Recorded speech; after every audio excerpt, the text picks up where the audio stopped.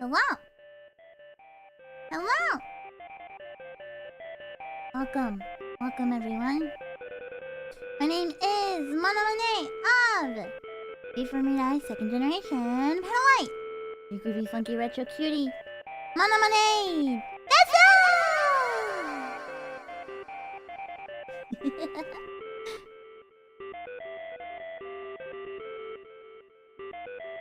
Welcome, everybody. Happy Easter. Happy April 20th.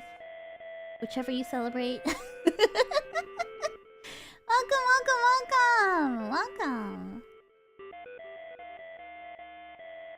To be honest, my heart's beating a little bit. I think this isn't my first time doing this stream, and this isn't my first time like talking about templeOS, but I think just because it's a topic that I think is so fascinating, I always want to make sure I tell it right. You know what I mean? How am I today? I'm doing pretty good. Thank you. I went to the convenience store today for a canned coffee. And the cashier hit me not only with the hello fellow humanoid, but also with the double peace sign. I wasn't sure how to react. Yes, again. It just kind of be like that.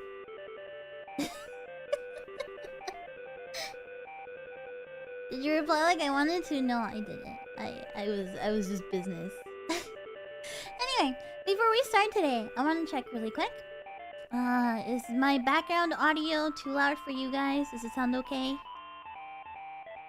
Is it too loud? Is it too quiet?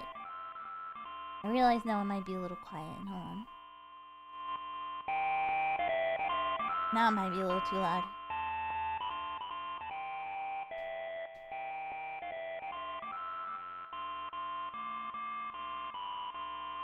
Sounds a little loud. Okay, hold on.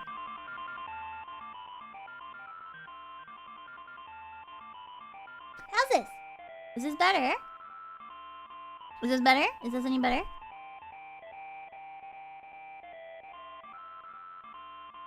That sounds good. Okay, cool. Let me know if at any point it's a little too loud, if you can't hear me over it, you know? I want it to be good ambiance, and there will be a point where I will turn the background music off. But for now I wanted to get into the mood, I guess you could call it. So, first of all, I guess I should ask the question, how many of you... A lot of you probably already know about templeOS and probably the story of Terry Davis. How many of you don't know who Terry Davis is? How many of you don't know anything about templeOS? I realize we have a lot of new tabemonos since last year. So I'm curious. I'm curious to see. Like who knows about this kind of stuff and who doesn't, you know? You've seen this stream before. Found you through your templeOS stream. Thank you. It is one of my like my pride. I don't know. That sounds a little full of myself. Sorry. Sounds a little full of myself, but it is a stream I've always worked really hard on.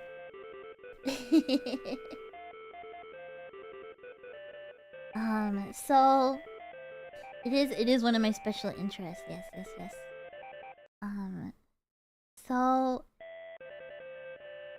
templeOS and Terry Davis. It's a very fascinating story, very fascinating subject.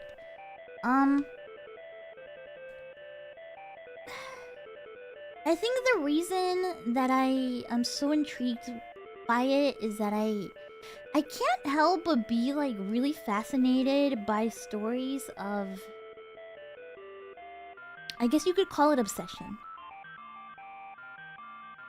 Stories where somebody is kind of like driven by their obsession to create something greater than their life. Hyperfixations, obsessions. Yeah, kind of like a madness. Yeah. So, to kind of give you the basic rundown, and I'll be talking a little bit more about Terry Davis's life, giving you a quick kind of like timeline on his life so that you get a little bit more context on who he is, right? Terry Davis was a programmer who believed that he was in contact with God. And so through that belief, he took his knowledge of programming, and he was an insanely powerful programmer. And decided to build an operating system completely from scratch, without using, without using like any templates or anything, just completely from scratch. Built his own operating system, his own compiler, everything. Using the guidelines that he claimed God had given him to build this holy virtual temple. If you're not a programmer, or if you're not really like knowledgeable about that kind of stuff, like, yeah, that's no small feat. That's no small feat whatsoever. Like, compiling and making your own language and building your own operating system, not like not many people at all in the world can do that, right? It really, that's the kind of stuff that tells the computer how to be a computer. It's the stuff that, like, controls everything. And if Terry Davis was still alive to this day, he probably would have been one of the greatest and most powerful programmers in the world. And even then, honestly, I think a lot of people can probably say with confidence that Terry Davis was one of the greatest programmers that ever lived. But as you can tell, right, if you don't know anything about Terry Davis's life, I do say was, because he unfortunately did pass away a couple years ago, at the age of, how old was he? 48, I think? He's about 48 years old. So today I'm gonna tell you a little bit about his life, right? I put a little disclaimer in the pin. You may be wondering, like, what the hell? Like, you need a disclaimer for this? No, he didn't join Heaven's Gate or anything like that. He wasn't involved in that kind of stuff. But the reason I put a disclaimer is because Terry Davis was a very infamous online person. And he had kind of a reputation, right? Before he passed away, he had kind of a strong reputation. A lot of people consider him to not have been necessarily a good person. But I think that's beside the point, you know? Maybe, I don't know, maybe I'm naive and I think there's good in everybody, but no, it's beside the point. But yeah, I just want to make sure that everybody stays respectful, right? Because discussion of templeOS and discussion of Terry Davis can sometimes bring people that, like, not so much nowadays. I feel like people have calmed down, but it used to bring a certain brand of like edgelord into the conversation, you know? Nowadays I think it's kind of calmed down because it's been a couple years since Terry Davis passed, right? But yeah, so basically the plan today is I'm gonna tell you a little bit about his life. I'm probably not gonna go as in-depth as my stream last year, right? But I do want to tell you, I do want to go over, I have pages of notes that I've taken on this guy's life. I do want to go over some of my notes with you and just kind of share stuff like that. And then we will, at the end of that, we'll play around with templeOS, which, as you can see, this is the real templeOS behind me. This is the real templeOS. We're running a slightly older version. This isn't the newest, like the newest version. But because the newest version of templeOS is version 5.03. I'm using version 5. I might go back to version 4.13 because it's got a little bit more stuff, right? But yeah, this is, as you can see behind me, this is the real templeOS operating system behind me. We're gonna go hands-on and just kind of like go into it a little bit. And one of the main things that I figured I would make the stream interesting, not just all serious business, right? So I opened up a Q&A because templeOS has something called like the God word. And it was meant to be kind of like an oracle where you could ask God things and he would reply through controlling the code to the operating system, if that makes sense. So if you have any questions, things like that, I really ask like one question per person, just so that we don't overload everything, right? I can't guarantee that I will answer every single question, but the interesting ones, the good questions, we will put them into the software and see what God says. Last year we had some really interesting really interesting answers.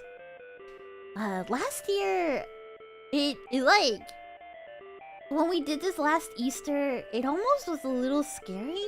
Like how... Like, it actually got a little eerie. The answers we had last year. And so, that might happen again this year, right? Like, who knows what answers we'll get today, right? So yeah, we'll mess around, we'll play some of the games and stuff like that.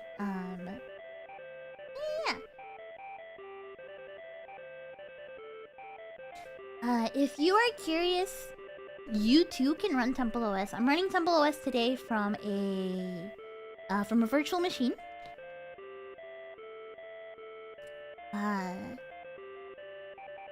It's not too hard to get running.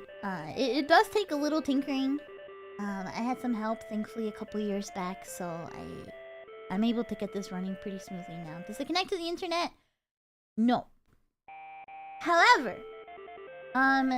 there's kind of like a cult following, of course, to templeOS, and there's a lot of programmers that have kind of like made like branches of it, and they've added networking. Somebody out there actually got Discord working in templeOS, which I think is fucking crazy. I think that's fucking insane that somebody got Discord working in templeOS. It's a little insane, but it's just that when you get into the weird chaotic side of programming, there is so much out there, right?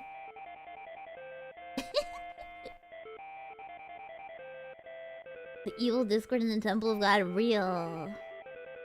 So anyway, I want to tell you a little bit about life.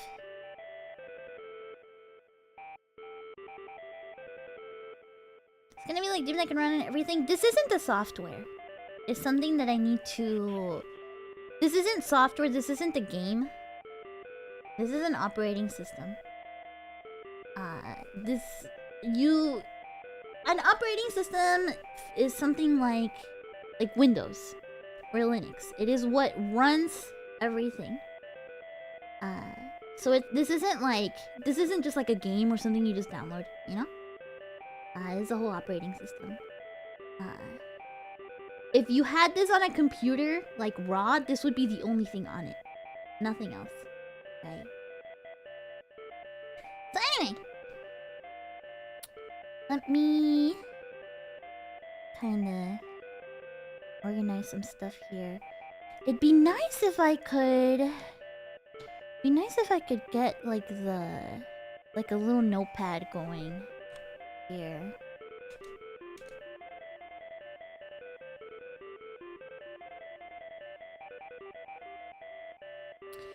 First, I just want like a little notepad or something to be able to... There we go. Let me move over to the side a little bit. Hold on. It'd be nice if I could write my notes in templeOS itself, you know? So let me see if there's like a space I can write these in.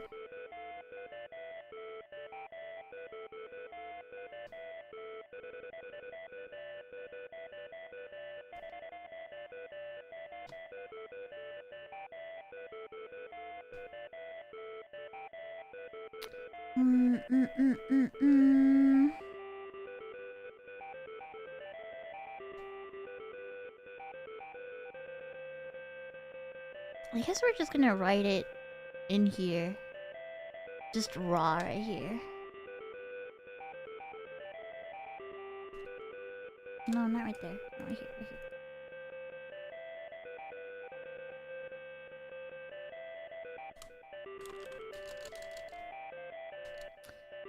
Not good enough.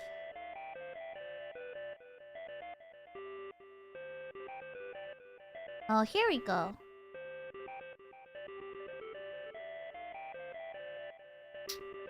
Here's the editor. New file. Okay. See, let me see if I can figure out how to open a new file in here.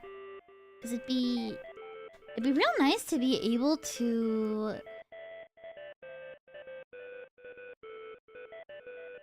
How well versed are you using templeOS? I wanna say I'm like... I mean, I think like to use this properly, you do need some like kind of like knowledge of how this stuff kind of works for it to really make sense, right? However, I've been fiddling around with templeOS for a couple years now. So like I feel like I'm pretty familiar with like most of the features in here. But there's a lot. There's a lot of stuff in here.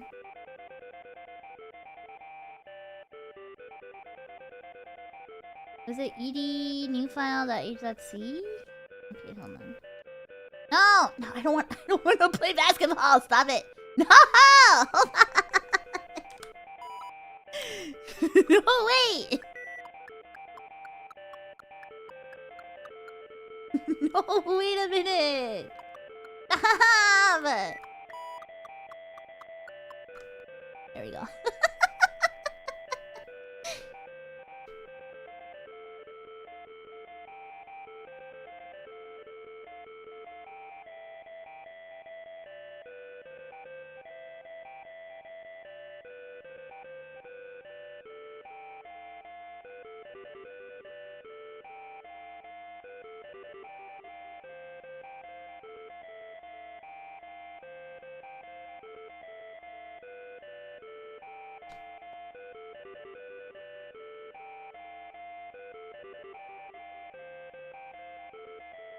Let me see if I can move this over a little bit.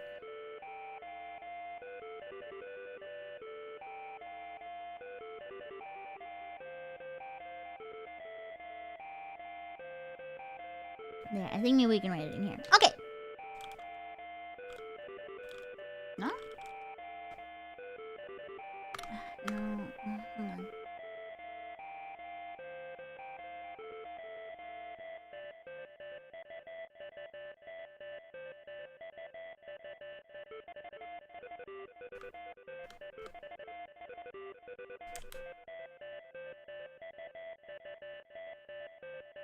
Remember hearing someone made a video game in templeOS, but I don't know what it's called. These are all video games. Terry himself made a bunch of video games. These are all video games Terry made himself. Right here. Was this developed in the 90s or something? No, this was developed in the 2000s.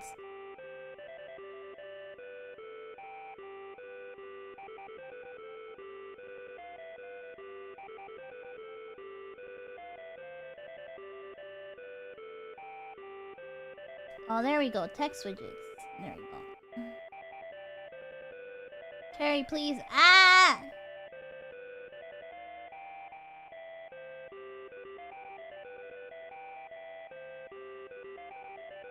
This is a program.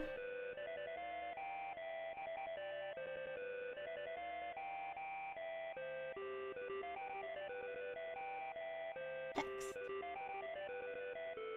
No, oh gosh.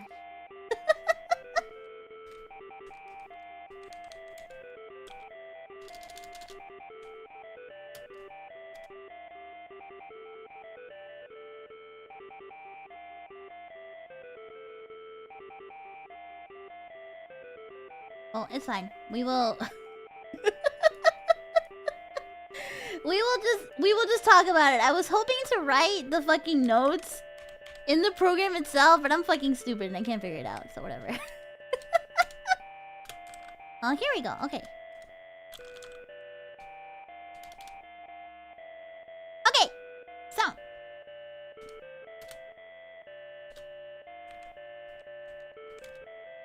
Ah. JK. It was stopped. You should be able to find it. You should be able to do it just fine.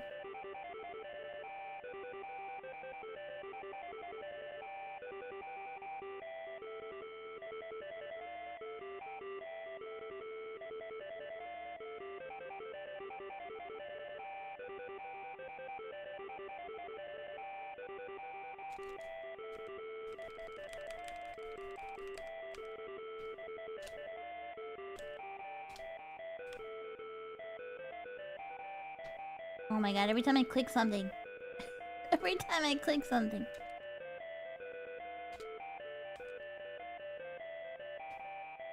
Okay, well whatever. We're gonna type it here. We're gonna type it here. So! Terry A. Davis. Who was he? Who was he? Who was he? I don't know how to like... I don't know... I don't know how to go down. I don't know how to make a new line. It's fine. It's fine. So, anyway. So, to kind of give you the rundown, right? Terry Davis. Yeah, he coined the term glowy. Yeah. If you hear the term glowy, he did that. That was him. So Terry Davis was born in 1969. Yeah, this shit ain't gonna work. It's fine. I'll just tell you it. Shift enter to do new line. You think so, huh? Let's try.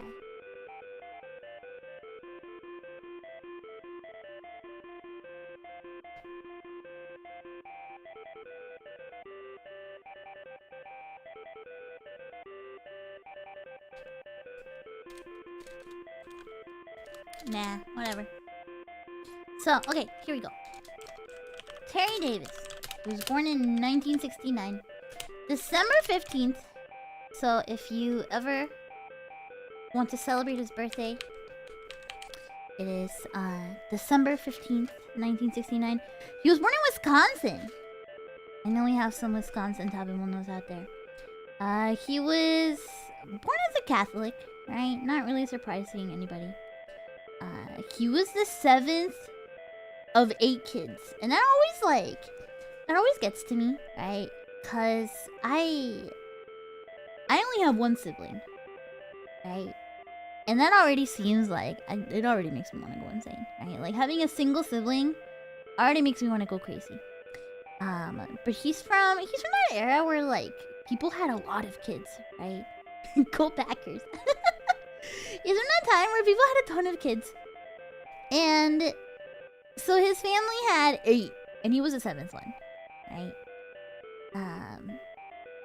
He had an industrial engineer dad, which I'm assuming is probably where like a lot of his like initial like interest in this kind of stuff came from, right? You have 5 siblings? I cannot imagine it. I cannot imagine it. I know some people that have like just a ton of siblings. And all I here is that it's chaotic. It's chaotic. It's a lot, you know. It's very unique situation having that many siblings. I cannot relate, so I don't know. But if you have them, if you have a lot of siblings, maybe you can relate a little bit, you know. Anyway, he grew up using Apple II computers a lot. A lot of the older Apple computers, right?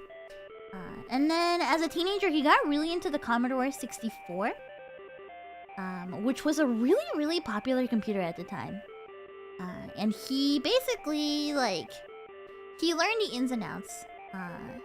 Happy Terry Davis Day. Exactly. Something that I learned throughout the years of kind of like, you know, telling his story and kind of like researching this is that I never realized just how popular the Commodore 64 was at the time, right? It was a really popular computer because you could do a ton with it.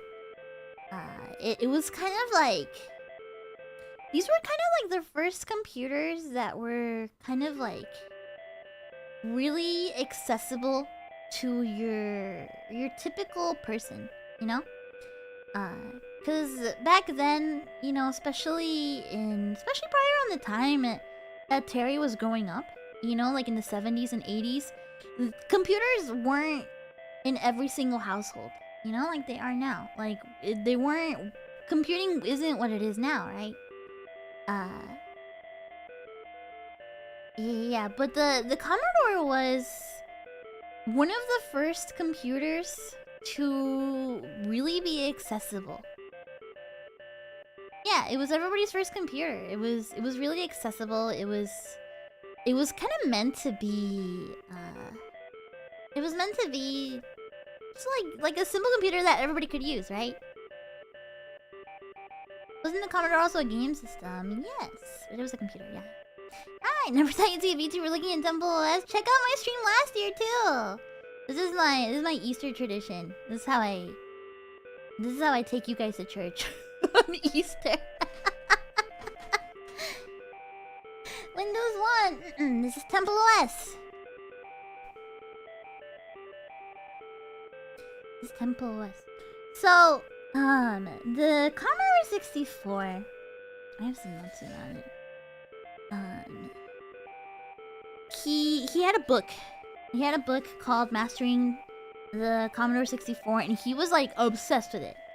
Absolutely obsessed with it. Like, for me, like, the equivalent for me was being in middle school and being obsessed with Ragnarok Online and reading the website and reading the lore and reading the monster, like the bestiaries, over and over and over and over again. But Terry was built a little different. He had this book and he just learned the insides and outs completely. He became obsessed with it. And as a kid, people liked him. When people have like kind of like spoken to people who knew him in school and stuff like that, like, people generally remember him as like, yeah, like Terry was a really smart guy. He was really interesting. Like, people generally liked him, right? He was a very smart guy. So, as he gets older, right? He gets a master's in electric engineering from ASU, Arizona State University. And I have to kind of like emphasize how big of a deal that was in the 90s, right? Electric engineering in the 90s was like a degree that was kind of like on the cutting edge, right? Like, that was like, you know, if you were going into electrical engineering, like, you were working with some pretty sophisticated stuff, right? You were working with, like, probably a lot of new tech. A lot of new stuff like that, right? Not that there weren't computers in the 90s, right? But it was a big deal, right? He worked for a while at Ticketmaster. Fucking Ticketmaster, honestly. Fuck Ticketmaster. But he worked there for a while. I have a picture of one of the machines he used to program on. Hold on. These things are crazy. He used to program on these things called VAX machines. Where's my picture? There, right here. This is a VAX machine. This is what this guy used to program on.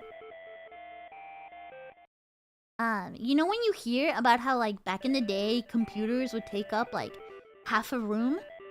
It was stuff like this, right? These didn't even have screens. These computers didn't even have screens. It was mostly just programmed through, like, different kind of stuff, right? It looks like a meat freezer. Your old workplace had this in the basement? Your dad used to use one? That's crazy. I've never seen one in person. Are they as big as they look? Because they look enormous. These things look huge. They're like the size of a fridge. I mean, they look like the size of like 2 fridges, honestly. And they're tanks. Yeah, I bet, honestly. They take a whole room. Yeah! Yeah, and I think that's really fascinating, right? Like, this is the history of computing, the history of programming, right? Your mom used to work on the wiring harnesses? That's cool! Damn, you guys got a lot of cool history in your families.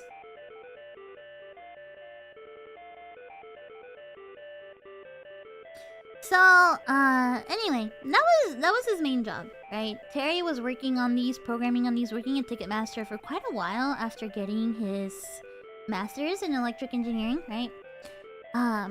But he stopped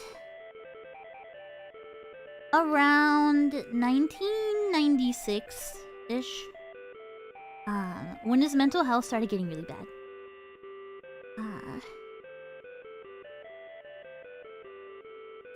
I mean, obviously, who knows how he was back then, you know, during the school days, right? During university and being in college and all that, but he started getting such bad manic episodes, and his mental health started getting so bad, and it started getting so debilitating that he ended up being hospitalized. I'm doing my best, Blank. Yeah, but he ended up being hospitalized, and then he got diagnosed with bipolar disorder, and then with schizophrenia, right? Unfortunately, this would kind of haunt him for the rest of his life, right?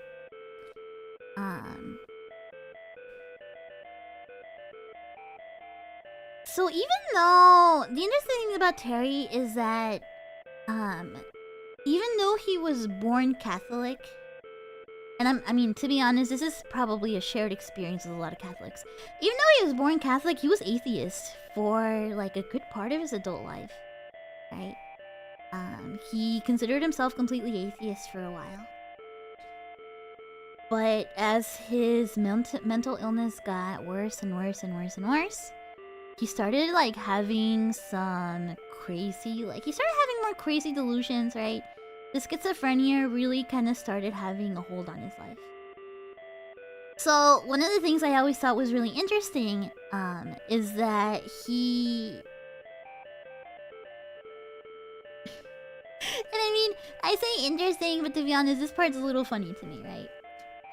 There's a moment that he mentions that he kind of had like this huge revelation. He kind of has this huge revelation. One day, Terry Davis is listening to Rage Against the Machine, and he listens to these lyrics from a Rage Against the Machine song. It says, "Some of those that work forces are the same that burn crosses." And Terry takes these lyrics very seriously. Like, have you ever just been like chilling and you're listening to a song and you're like, wow, these lyrics really speak to me. You know? It's like that. It's like that. Let me make sure my music doesn't end. Hold on. Alright, we're still good. We're still good. There we go. So it was pretty like basically like taking these lyrics a little too seriously. He starts getting more and more and more and more and more delusional, right? Around this time he kind of like starts feeling a little bit more like oh, maybe there's something going on, right? He starts donating to charity a lot randomly. Just kind of like starts giving a bunch of money to charity for like whatever reasons he saw fit. And no, not pretentious. I don't want to say pretentious. But one of the big things is that he says he starts seeing like people following him around. And specifically like says that he starts seeing like people in suits, aka CIA agents. You know, he starts believing that CIA agents are following him around.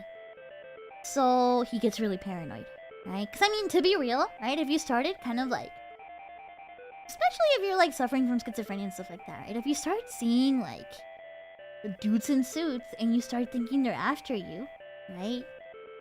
It starts, yeah, the paranoia starts taking a hold of you, and that I can imagine it's scary, right? Especially in that kind of mental state.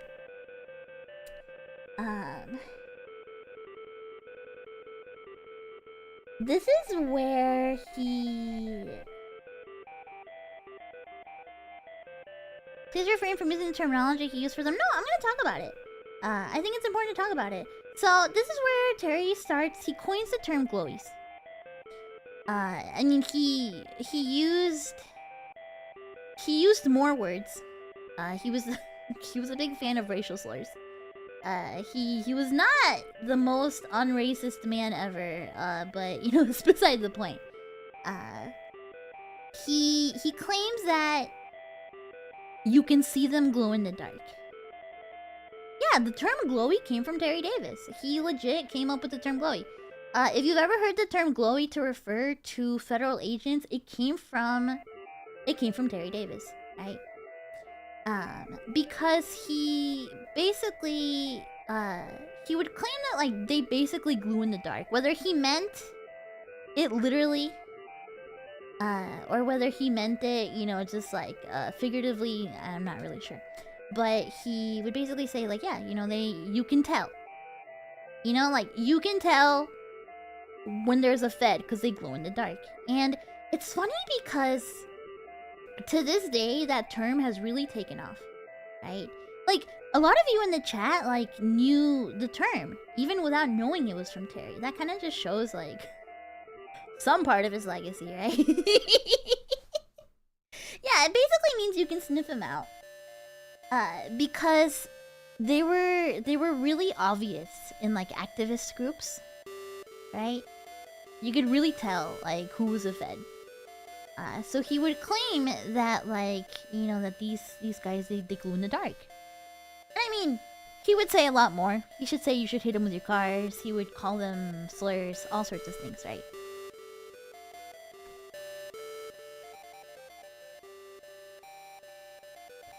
So around the 2000s, this is still like 90, like 96, 97, 98, right?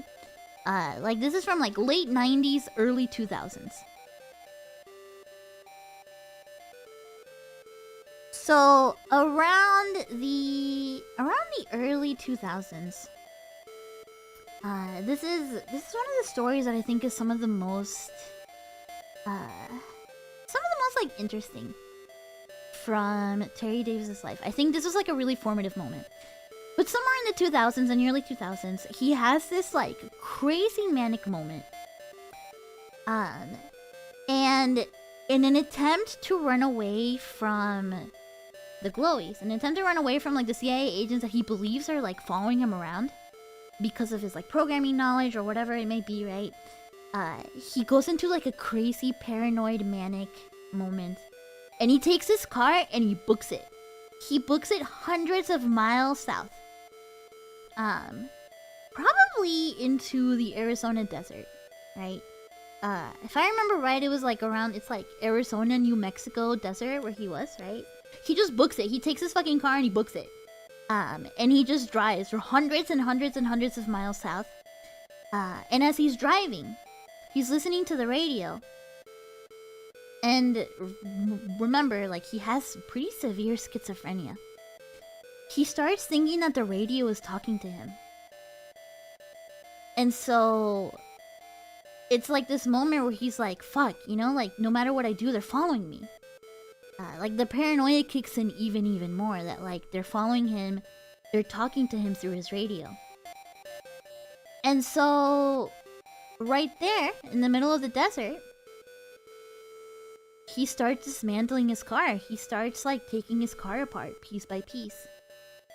To, like, try and figure out, like, what the fuck is going on. Like, is there something in his car? Like, how are they talking to him? You know?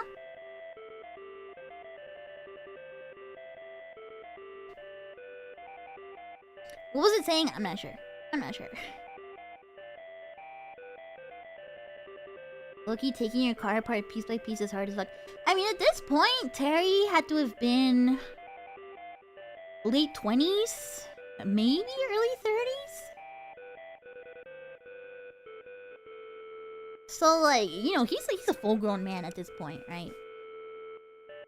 Full-grown man, although he's not necessarily a... I forgot to show you guys this picture. He's not a big guy, right? This is a picture of young Terry Davis with his computers, right? As you can see, like, he looks like a friendly guy. He looks like a chill dude, right? This is probably before everything started going down, right? He looks really happy. He looks really happy here.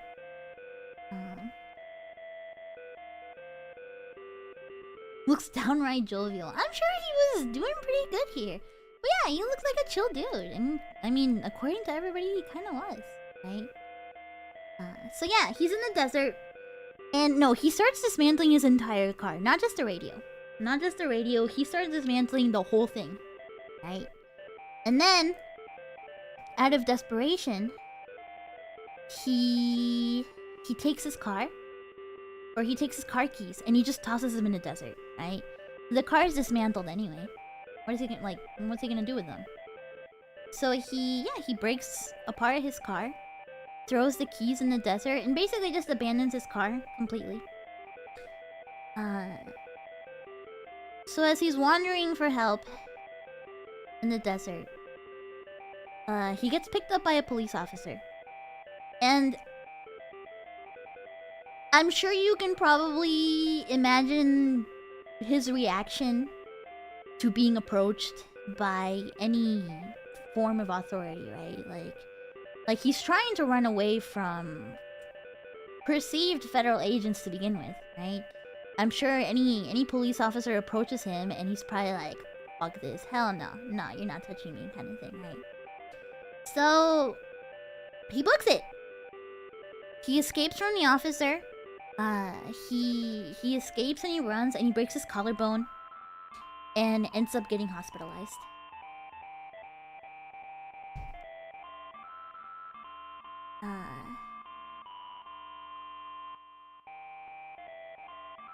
He... From the hospital, right? With a broken collarbone and probably all messed up and hospitalized, right? From the hospital, he decides to escape.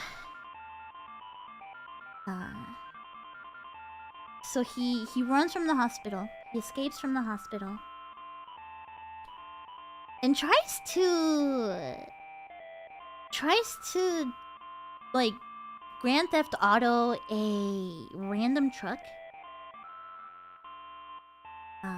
And obviously gets caught and gets jailed for it, right?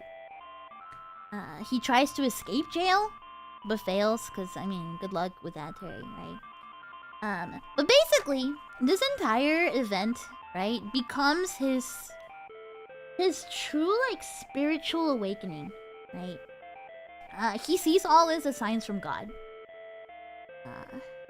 And he sees this as a spiritual awakening. Like, he's like, this is what, you know, this is where God finally shows himself to Terry. So finally, you know, he eventually, yeah,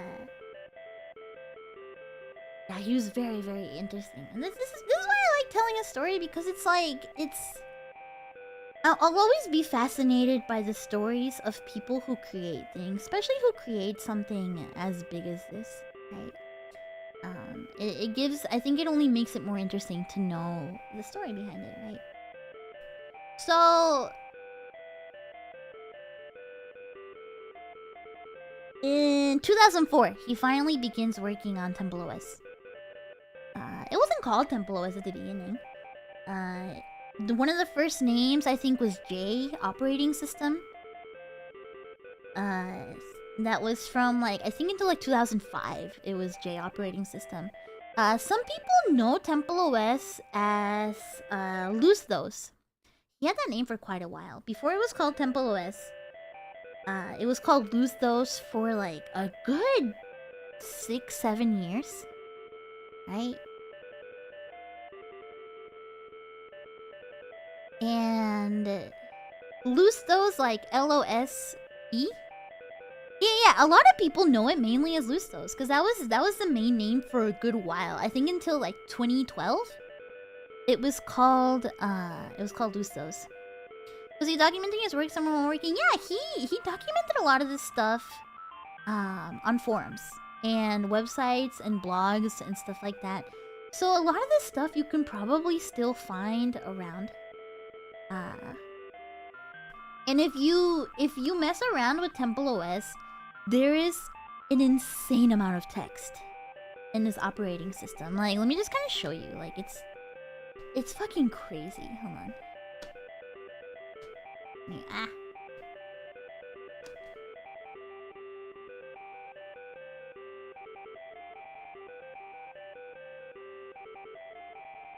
Hold on. What happened to my mouse? Give me a second.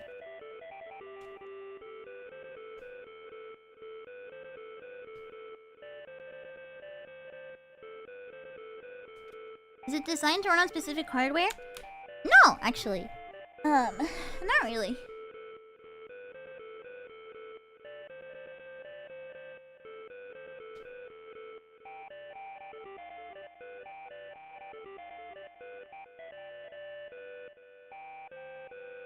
So here's kind of an index of everything. There are tons and tons and tons of text. There is tons of text, and I want you to think about, when you see this, the fact that Terry wrote every single letter of this. He typed every single letter, every single piece of code, every single letter here. Everything.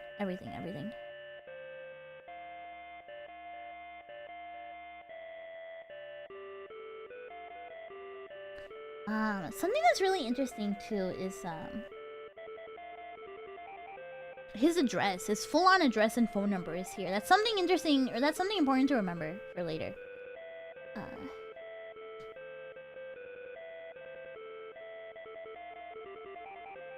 Yeah, Terry really was ahead of his time, honestly. If you really want like a real deep dive on this, because there's some stuff I'm kind of like just skipping, right? I would really recommend you guys to check out my VOD from last year. I put in a lot of like effort into the information last year. Here's an about, right? Yeah, see, there's his full name, there's his website, his home address where he was living at the time, his phone number, his email, He has all his information right there. Basically, like a lot of the stuff he worked on, uh, some of the stuff he designed, the machines and stuff like that. Yeah, he talks about where he worked. His fucking SAT score at ASU, National Merit Scholar. He was a really, really, really, really smart guy, right? And you can see a lot of his credits and stuff here.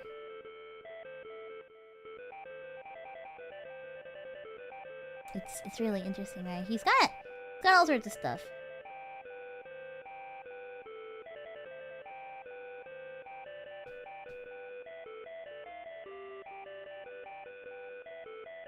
So anyway, I was talking about the history of templeOS, right? So it was called Lusos from like I want to say like 2006 to 2012. I knew it was called Sparrow OS, like Sparrow after the bird, for like a tiny amount of time, and then finally it became templeOS.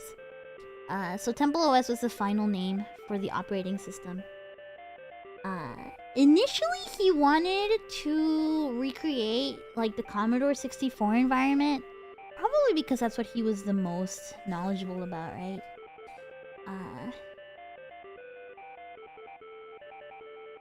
Oh yeah, and I have in my notes, I forgot about this. So the way he tries, you remember how I mentioned he tries to break out of jail? I think this is a really interesting point. So when he's in jail, right? When he's in jail, like before starting templeOS, he tries to break out of jail by using the arms, like the earpieces of his glasses to trip the breaker. Obviously it doesn't work, but I think the fact that he was kind of like trying to go that route to like kind of like mess with the electronics, maybe mess with the security, mess with that like system in the jail to try and break out by using like the wires in his glasses. I think that's, I don't know, I think it's genius. I think it's pretty genius. It didn't work, so it wasn't that genius, but I think it was, yeah, he was kind of clicking with it. Honestly, yeah.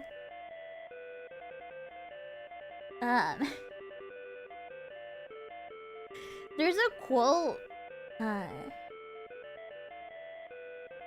There's a quote that he says that I always thought was kind of interesting, where he says, "I've been pretty crazy in a way.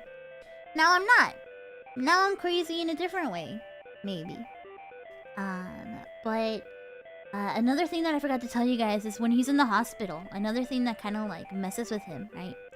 When he's in the hospital, he gets some X-rays, right? Because he has his collarbone broken, and he's all fucked up from trying to escape from the patrol car in the desert, right? He gets X-rays of his body, and he starts believing that he can see little tracking devices inside of his body. So you know, it only basically adds more and more and more and more to like the delusions, the paranoia that like no matter where he goes, like he is just being tracked from the inside and out, you know? That there's CIA agents following him, that his car is bugged, that there's tracking devices inside of his body, right? It's just like a deep, deep, deep paranoia, like a deep delusion, right? And I don't know. I don't know how much experience you guys have with either personally like dealing with like paranoia and delusions on that scale of mental illness, if you've ever like dealt with anybody that suffers from that kind of stuff. But people that suffer from these kind of delusions and from this kind of paranoia, it's very real to them. It's scary real to them. I've seen it in person a couple times. And it's really debilitating. Like thankfully it's nothing I've had to deal with personally, right? But it's life altering is a good word. It really it's extremely real. For the people that are going through it, right? Because like even if we're sitting here and we're like, haha, yeah, he thought he was being tracked. That's so funny. Like, it's so real for people that have these delusions. Like there's, and you can't convince them otherwise. Right? Like you cannot convince them otherwise. It's as real as anything else for them, right? So yeah, he's working on templeOS, right? And at this point he kind of claims that he's in contact with God, right? After having the spiritual awakening of, getting caught in the desert and running away and trying to break out of prison and all of that and starting to work on templeOS, he claims that he's in direct contact with God himself. And that God himself has directed him to create the successor to the second temple. Basically, like the Holy Temple in Jerusalem, but as an operating system. Right? So templeOS was always meant to be a temple to worship God in. So while there's a lot of really utilitarian tools in here, right? For example, like you can do budgeting. There's like vocab. There's a bunch of like useful utilitarian tools in here, right? It was always meant to be somewhere to worship God. The games and everything are mostly, you may be like, what the fuck does Flabbat have to do with worshiping God? A lot of this was just kind of like his own little programming exercises. Yeah, we'll look at all of these. We'll look at all these in a second, right? So there's... Here, I'll show you... Oh, I guess we're... Hold on.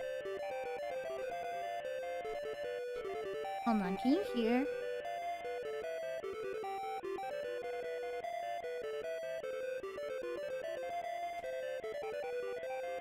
Hold on, let me see if you can hear the music. Can you hear that? Can you hear the sounds? Those are the OS sounds. Sorry, I had to pause the music. Okay, yeah. This is music coming straight from the OS. Yeah, sorry about that. I had to turn off my music. Yeah. This is coming from the PC speaker. So this is one of the games, Corral the Cattle. The corral is in the upper left corner. If you scroll, keep holding the control key and scroll with control left grab. Alright, let's play it a little bit.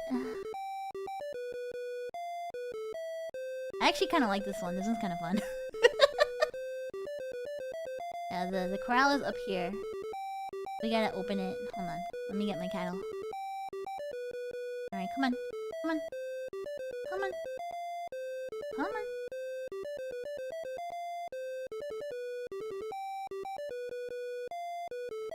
Come on. Come on. Get in there. Get in there. Come on. Come on. Come on. No, get in there. Get in there. Get in there.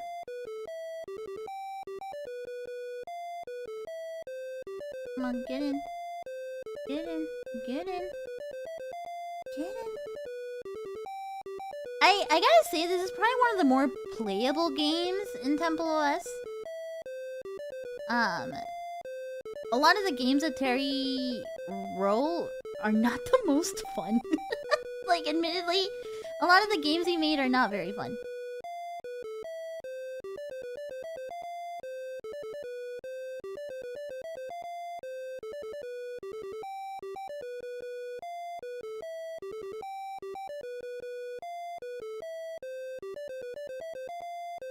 I know about Hypnospace Outlaw. I don't think they are very similar. Personally. But I can kind of see where you get the image, you know? Terry walks a horse race, Tess could run. Shut the fuck up.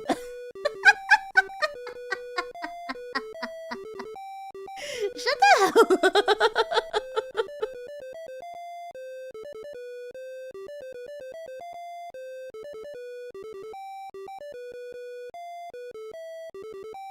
But yeah, the only thing Jovo, Miriam, and Michael. The only thing that I would say Hypnospace Outlaw and templeOS have in common is that they have, like, you know, this old computer aesthetic, and that's really it. I'm like, get in there! Get the fuck in there! Get in there! I actually, this is like the one game I actually kind of have fun playing. A lot of the other games are just kind of whatever. Can I get them all in? Hold on. Get in there. Get in there.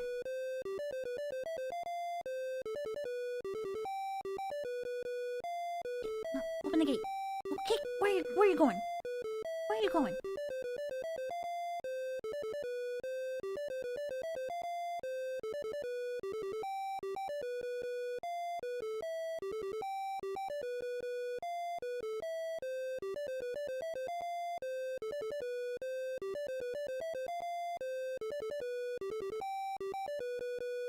I'm not gonna lie, this green is burning my retinas right now.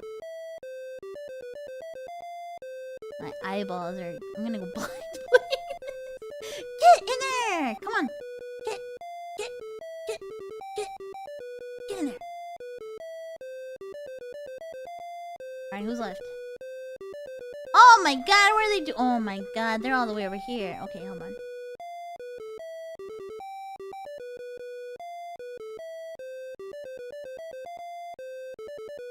Get.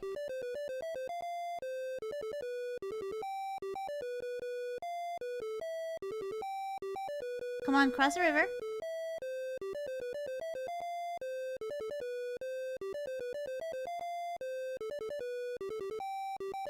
There's a reason that everything is this color. I'll tell you in a second. Hold on. There's a reason everything is these colors.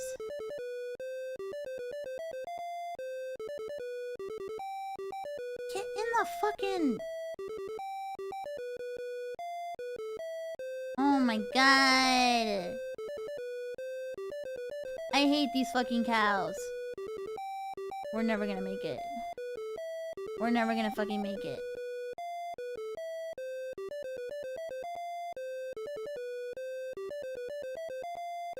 Get in there. Get in. Get in. Get in. Get in. Get in.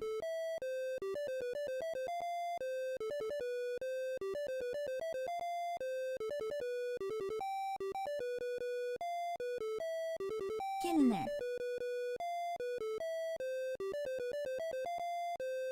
I don't know if I can play this to completion, you guys. It's driving me insane. Alright, that's enough. Oh my god, my eyeballs. Hold on. Oh, everything looks pink now. Oh, hold on. My eyeballs. Ah! Oh, blink it out. Oh my god. Oh, my eyeballs. Oh.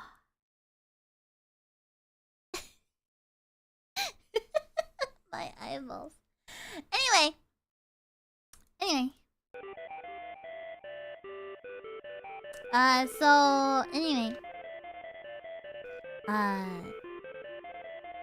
So here were the that's one of the games, right? Here are the instructions from God that Terry said, you know, were required to build the temple. It had to be 640 by 480 resolution. Nothing more, nothing less. 640 by 480. Very specific resolution from God. God himself told him that, right? And it had to be a 16 color display. Nothing more than 16 colors. Which is why it's not that technology wasn't capable of more. Cause this was built like templeOS was built in 2004, right? By 2004, you know, we were already on like what, like Windows XP? Like we were already on Windows XP, like 3D games already existed. I was already playing MMOs, you know, at that point, right? So even though like the colors look kind of like outdated, it's not that Terry wasn't capable of more. It's not that technology. Yeah, dude, like Final Fantasy 11 was out during this time, right? So it's not that he couldn't do more. It's just that he claims this is what God wanted, and who is he to defy God, right? Yeah, it was an aesthetic choice, a completely aesthetic choice. Who is he to defy God? Yeah, dude, World of Warcraft was out, you know? Make that shit look good, homeboy. Message by God. Typical developer answer.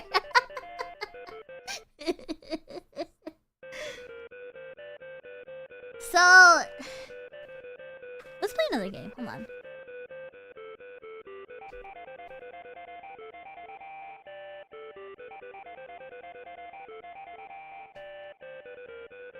Let's play Varoom.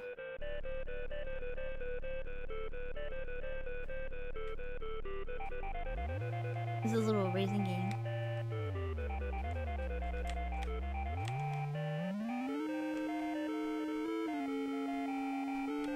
You see how this is like 3D? You see how this is like almost like 3D basically? This is all programmed by hand.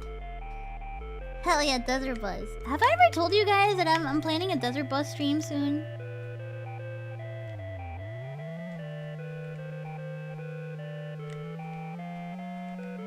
Oh, I'm winning! Oh, I'm winning! Ah!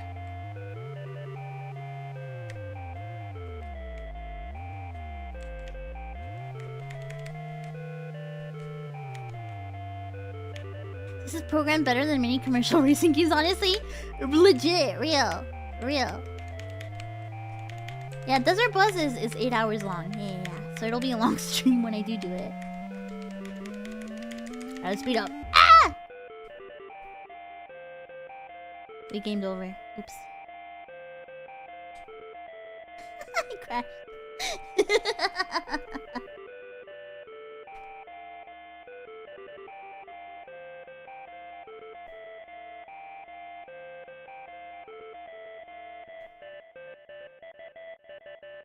This is like you don't have a driver's license yet. Yeah, 8 hours minimum if you don't fuck it up. 8 hours minimum if you don't fuck it up. But if you fuck it up, it's way more than 8 hours.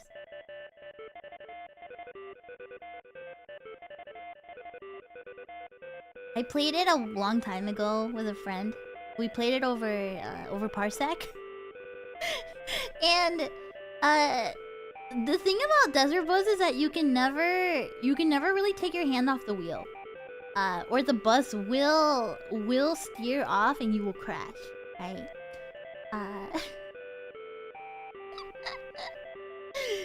So it was like, you know, if I got tired of driving, we had to like coordinate. We had to coordinate and like she would have to take over the wheel. It was really funny.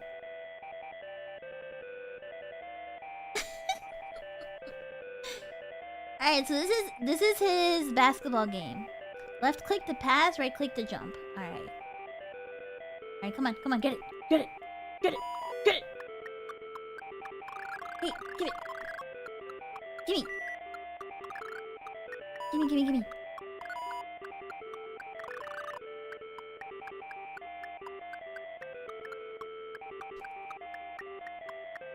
Video games will never get better than this, dude. Give me that shit. No!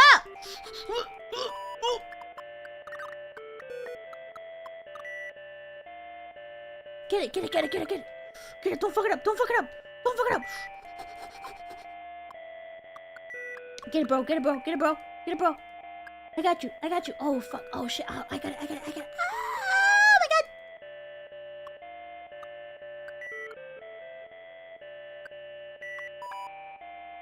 Throw it. Ah, no.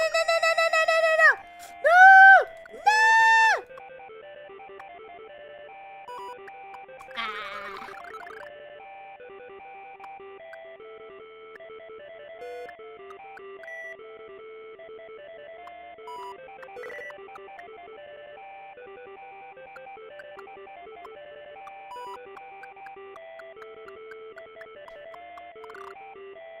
This does look like Steve Minecraft. When did Minecraft come out? Minecraft came out in like 2010-ish, didn't it?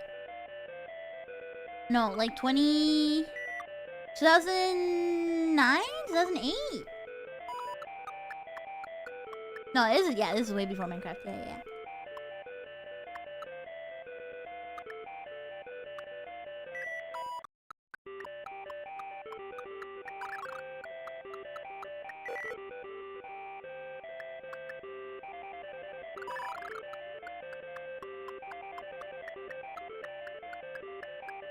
I remember playing the alpha ones.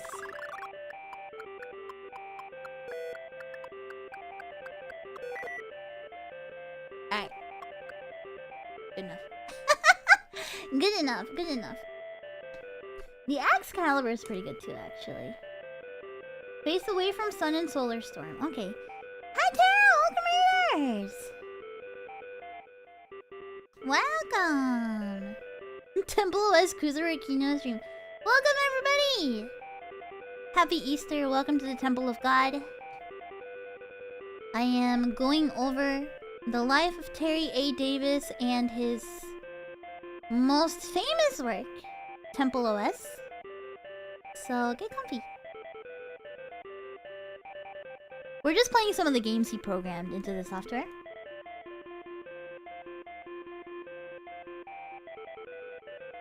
I don't know how to play this one, honestly. Oh, okay. It's arrow keys and space bar.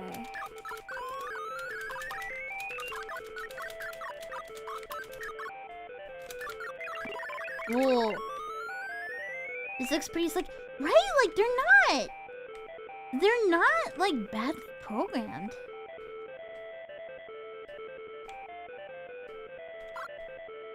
Terry made the music for this. He did, but a lot of the songs that you're hearing are kind of like randomly generated. Kinda. They're kind of like a lot of the music in templeOS is kind of like randomly generated because God made it. That's the, you know, that's the, yeah, basically that's the answer. God made it.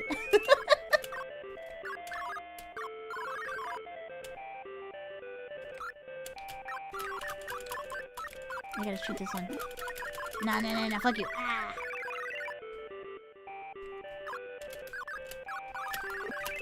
Nah, I got a game over.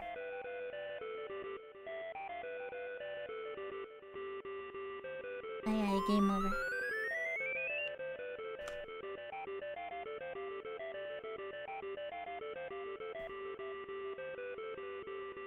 I think one of the most impressive ones... Castle Frankenstein is pretty impressive. Hold on. This one's actually kind of interesting. It's an FPS.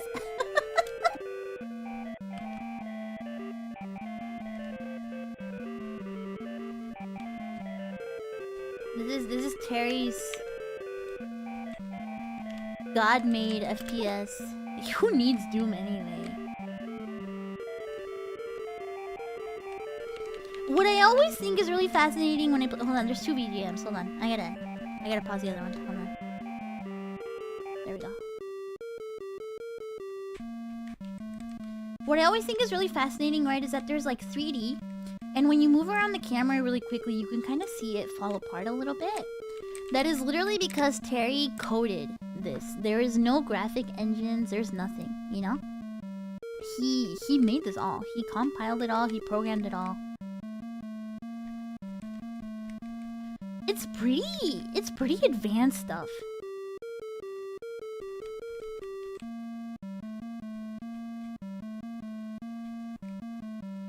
Like, this is all from scratch, you know? All the 3D, everything, completely from scratch.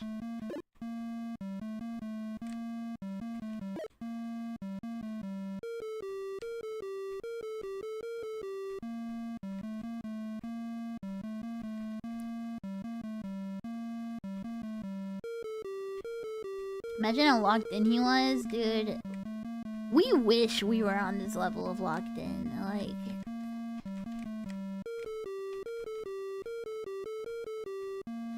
pretty sure it's because the rendering is done parallel on multiple CPU cores. It's not fully synced. I like your words, crazy programmer man. I don't know what they mean, but I'll take your word for it.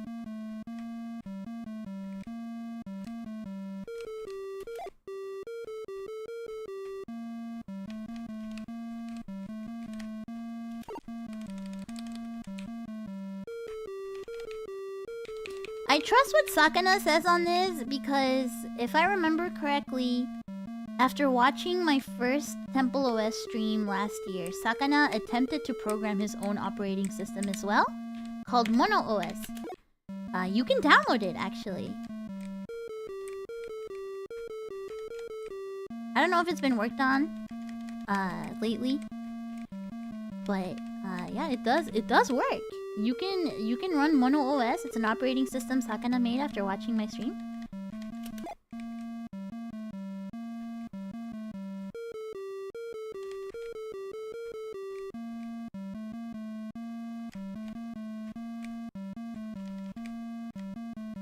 Alright, I've had enough of this. I've had enough of this. What era is this from? This is from like 2005 or so? Yeah. It was like 2005-ish, 2000... templeOS was worked on from 2004 to... until Terry died. So this could have been made anywhere from 2004 to 2015-ish. Something like that. Terry only passed away really recently. What, he passed away, was it... 2018? 20... Yeah, 2018. Yeah. Yes, he only passed away recently. Yeah. Yeah, right before COVID. Yeah. I'll talk about kind of where his life went, but I just wanted to show off some of his games, you know? This one I think is really fascinating. Look at this. Fucking look at this, dude. This is a game where you're an eagle. Trying to... I forget what you have to do. Like, it's like a flying simulator. Yeah.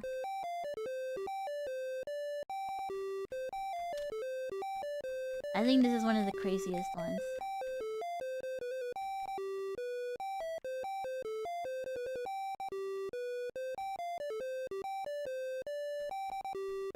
Oh, did I reach the end?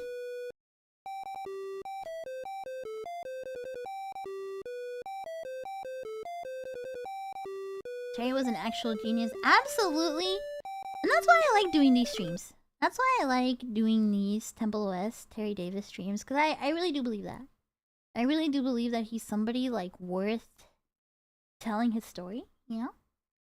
He's somebody that I do honestly believe that, like, we should be talking about Terry for years to come. You know, like, he should be... I think he deserves to be talked about in like history, and when it comes to like programming, when it comes to just kind of like history of people that have like accomplished things like this, right? Anyway, yeah, you kind of get the you kind of get like the gist of a lot of the games he makes. A lot of them have... Some of them are like, you know, I showed off the kind of like the 3D ones. Not all of them are that simple. He's got some more, he's got some more, like, different ones. I don't really know how to play these ones, right? This is like some sort of checkers game. I don't know how it works. Yeah, I'm not really sure how this works, honestly. No, I don't see how this works. You want to see the non-games? Yeah. Hold on. Oh, is this for... Is this for the Flappy Bird? Hold on. I refuse to rip off the original, so this is intentionally crappy, so and included for demonstration purposes. Write games, don't play them. Okay, Terry. Oh no, this is for something else.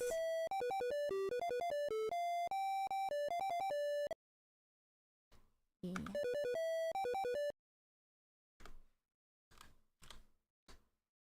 me turn my music back on.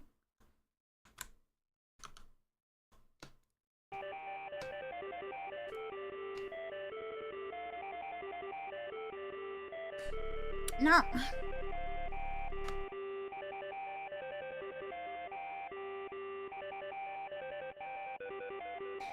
Something, and what I'm about to say, everybody that's in the chat, please don't take it negatively. Please don't take it negatively at all.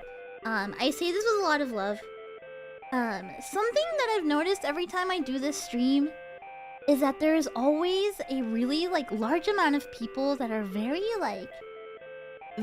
excited and very passionate to talk about a lot of, like, these details about templeOS and Terry Davis's life. I'm not bringing that up to, like, tell you guys to stop. I want to point it out because I think it's actually really cool. I think it just kind of goes to show, you know, like, the impact that this has had on a lot of people. Like the really impressive details, you know, about all of this. I think it's really cool.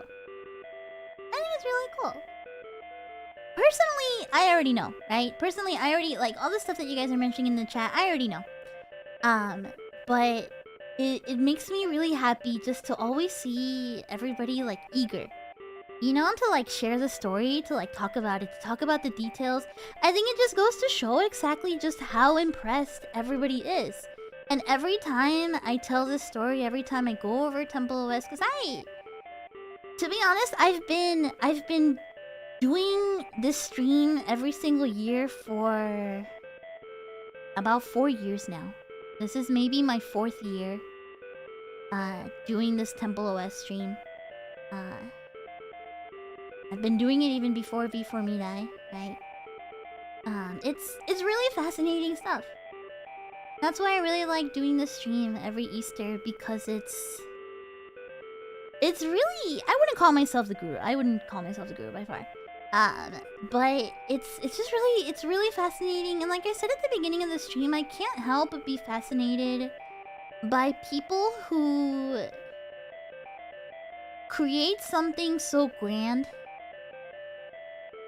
through almost like obsession and hyperfixation. If you can overlook his unfiltered and inherent comments on certain topics, it's impossible not to admire him, I think. I think so too. It's definitely a little easier to talk about his life now than it was like a couple years ago. Because, like Spike mentioned at the beginning of the stream, the conversation surrounding Terry Davis and templeOS is like wildly different now, right? Back in the day, Terry Davis was kind of like the crazy schizo god for, you know, like edgy kids online that like to say gamer words, you know? Yeah, he was kind of, yeah, it was like, yeah, low-cowed, like Chris Chan style is a pretty good way to put it. So anyway, let me look at one more of like the non-games, and then we'll go back to talking about his life, right?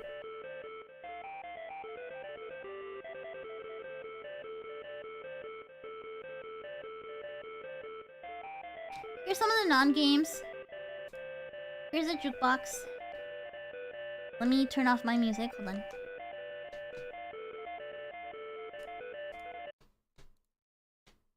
Let's do this one.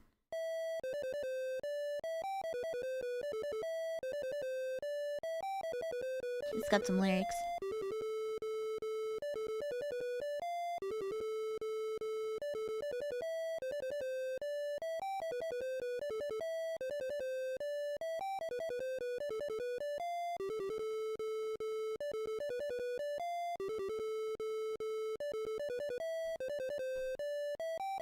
Yeah, I rate this one a 9.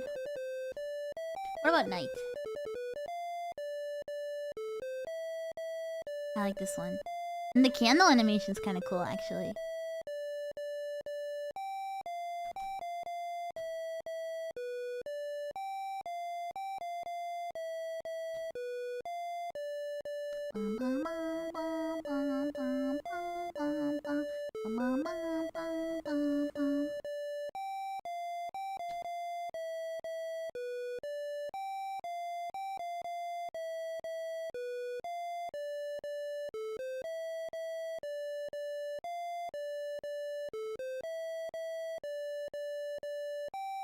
Let's prosper. I love this one! I love this one. This is my favorite. I forgot about this one. I forgot about this one. This is my favorite.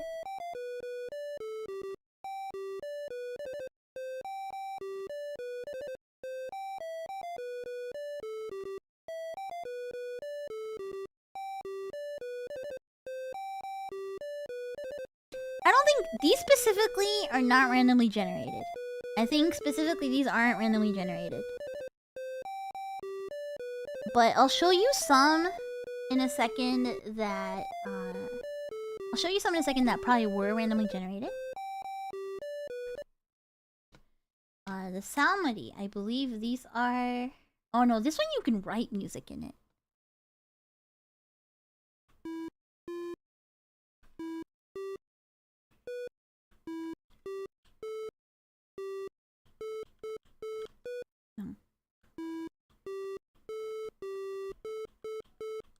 No.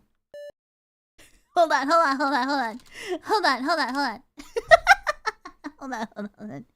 Dun dun dun. No. Dun dun dun dun dun dun dun dun dun dun. No.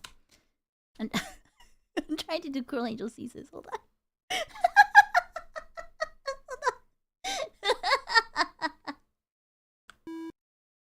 Dun dun dun. No.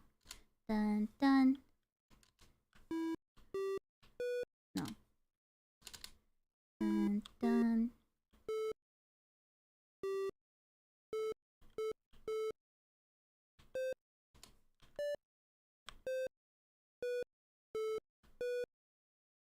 Yeah. Okay. Check this out. No. Oh fuck! I already fucked it up.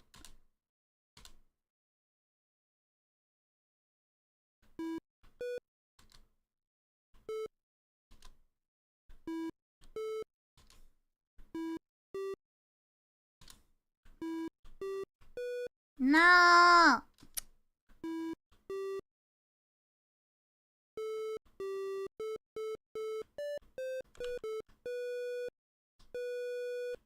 No. No.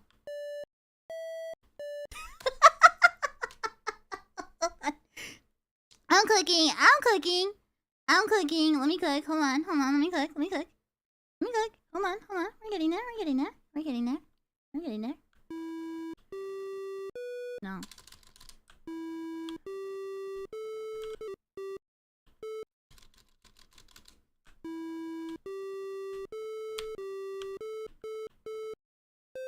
No.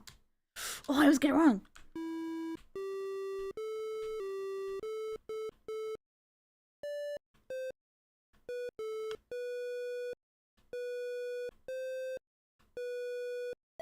No.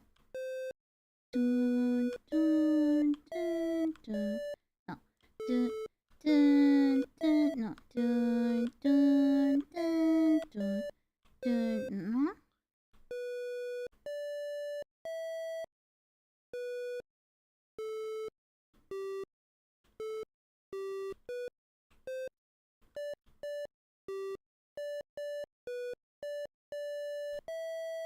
Close enough.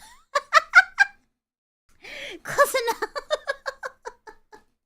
Composing your city theme in Animal Crossing be like, that's what this feels like.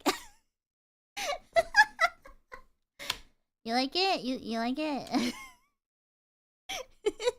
Wow, when I didn't know you could play piano. Haha.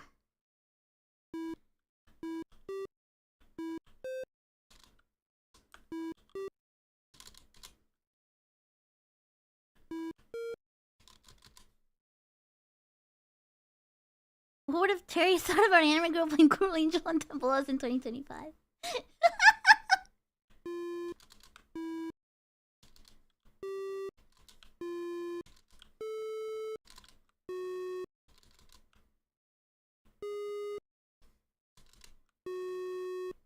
I don't think I can play the FF7 theme. No. Dun dun dun dun dun dun dun dun dun. No. Dun dun dun.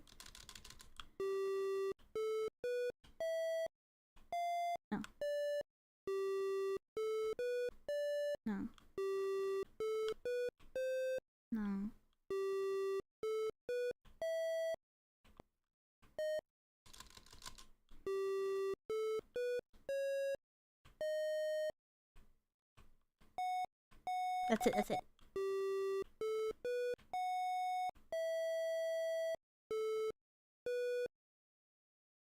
Actually, I'm kind of getting it. Hold on. Dun, dun, dun, dun, dun. Dun, no. Dun, no. Dun, dun, dun, dun, no. Dun, dun, dun. Dun, no. Dun, dun, dun, dun, dun. Dun, dun, dun, dun. Dun, dun. No.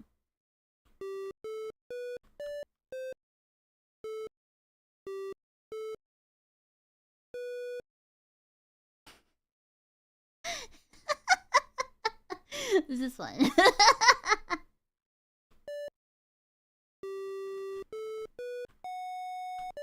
No.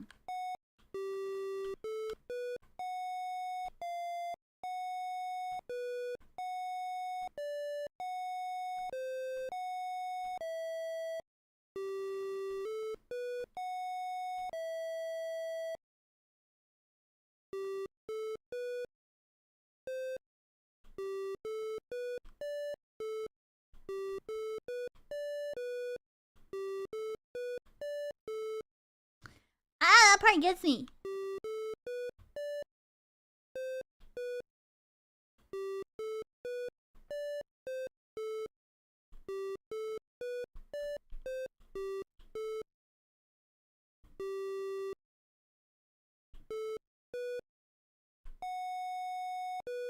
Close enough. Close enough. Close enough.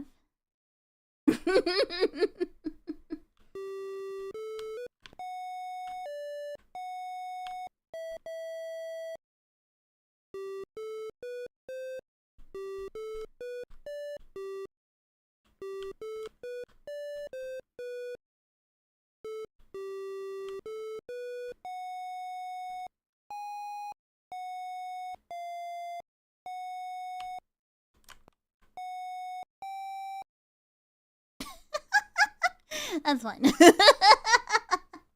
Sorry, I could do this all day. I can do this all day. And you can record, actually. You can record on this. But...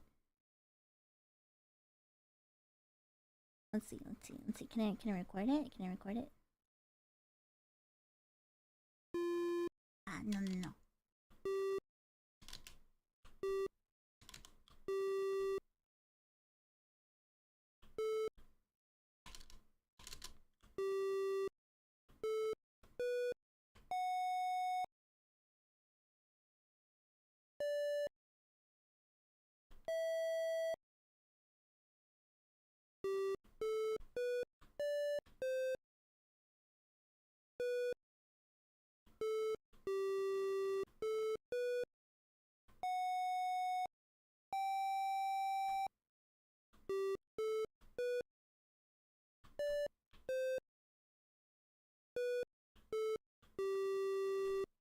Alright.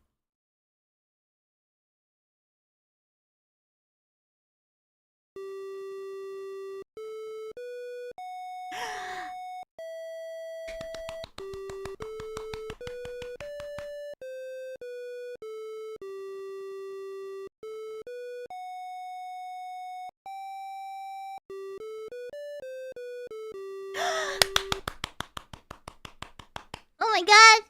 Oh my god! I did it! One more time.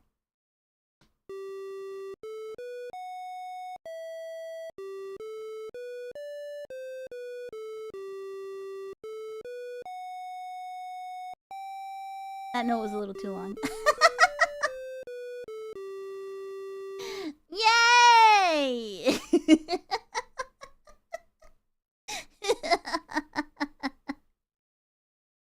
That's fun.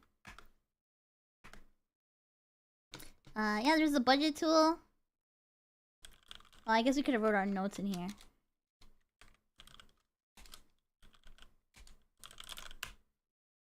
Could have wrote our notes in here, I guess. Oh, job, cash, miscellaneous, charity, rent, health, credit, cloths, car, utilities, bank. I could do my taxes in here next year.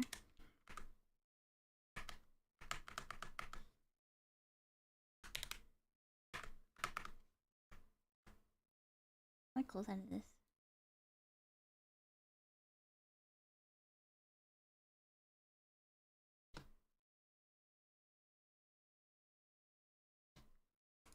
Logic is... Oh, this is some shit I don't know how to use. I'm not gonna mess with this.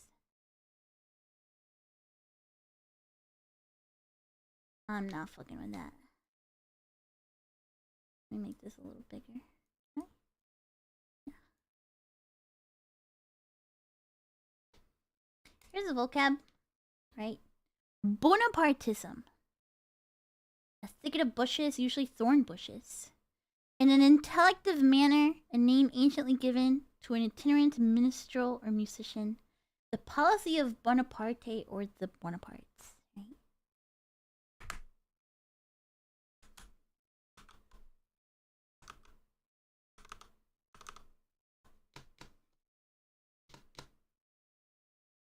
Yeah, I got my color filter today. It's cool, huh?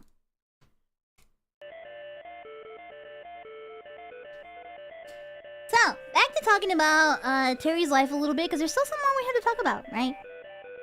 So in the time that Terry was working on templeOS, he was very, keyword very active on forums. And by I mean active, like you ever go on like a forum or a thread or something like that, and there's that one asshole that you're like, how is this dude on here all day long? Like, how is this guy posting online all day long? You know, like, have you ever seen guys like that? Because like I know I have, right? I've seen plenty of people like that. He was trolled a lot because he was basically like a forum schizo, right? Yeah. So, he especially was seen as a huge nuisance on Reddit. He was a big Redditor for a bit, and he was always getting banned. He was always getting banned all the time, but he also loved evading bans. So he was like that kind of guy online, right? He was that kind of guy online where he would be like schizoing up the entire forum, right? He'd get banned and then he'd just be back again, right? He'd figure out another way to get back, and he would just keep doing the stuff. He would make a lot of places unusable, right? Because he was that kind of guy.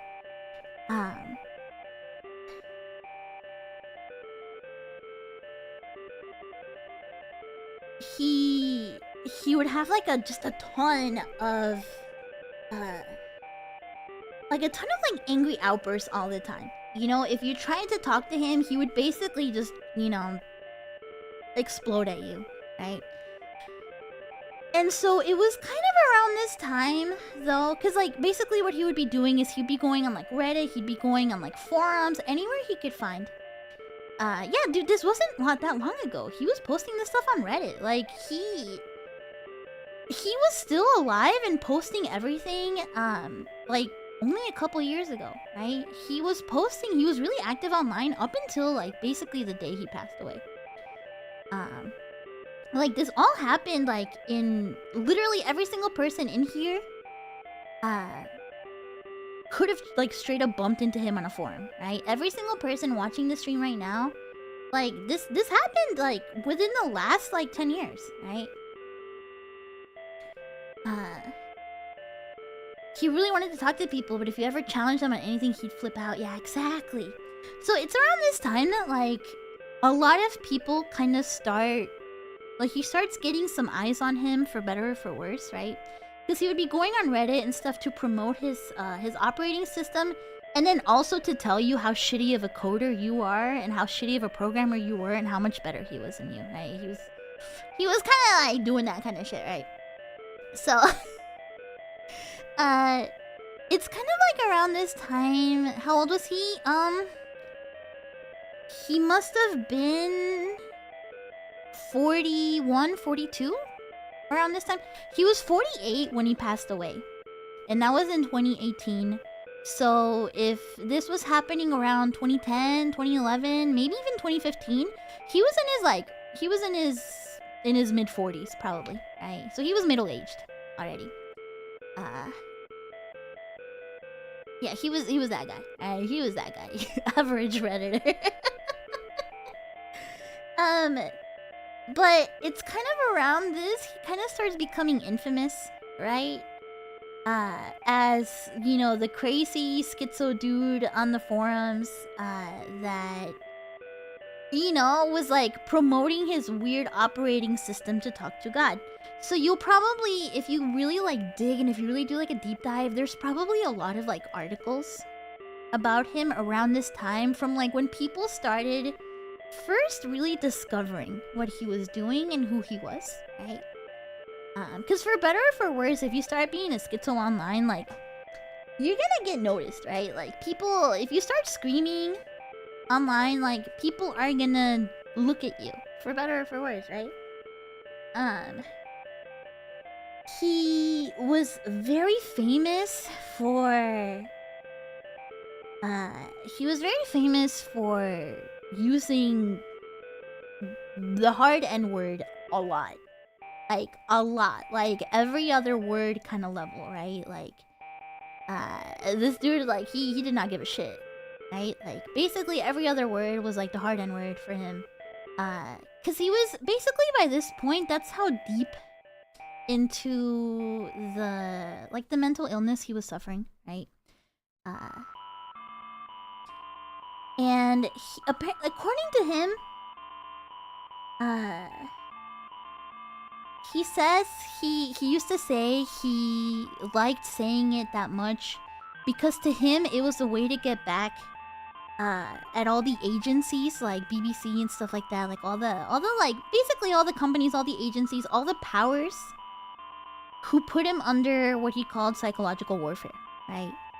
So it was like he would claim that it was his way to get back at, you know, at everything, right? But yeah, it was probably kind of like a reflex, right? So like around this time, he...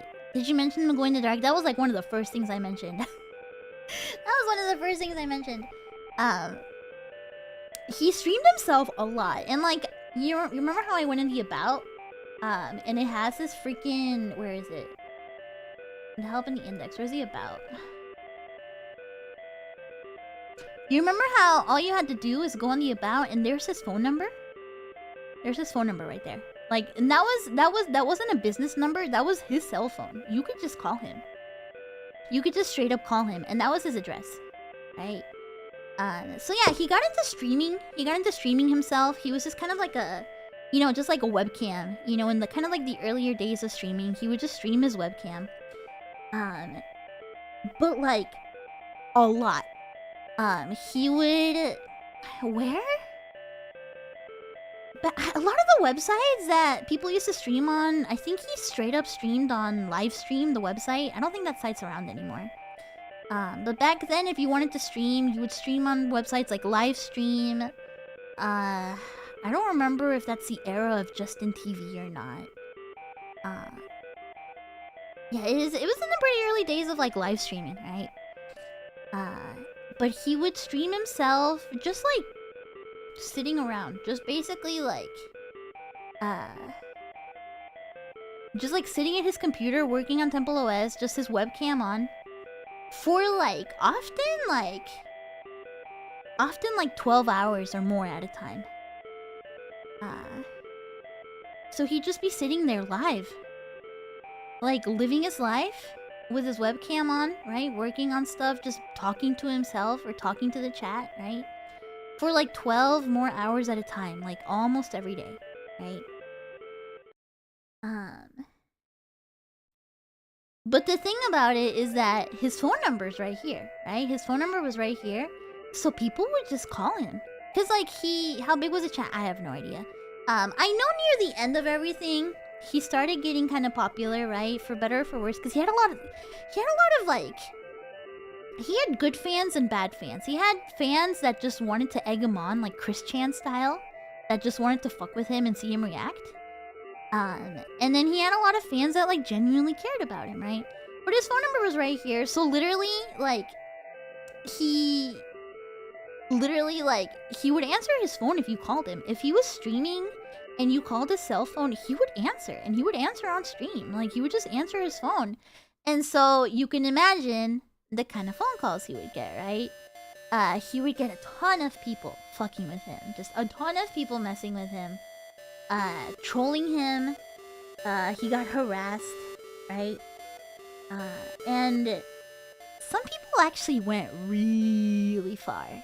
It's actually... Dude, Chip Chan, yeah, I know a Chip Chan, that's crazy. I remember hearing about Chip Chan, like, back in the Something Awful days. That's crazy.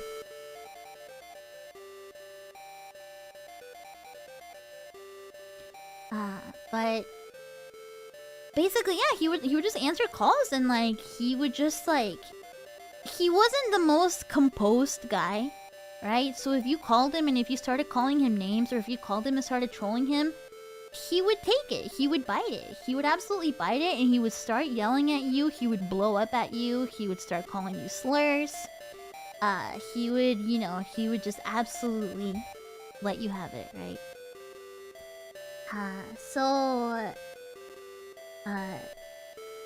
He understandably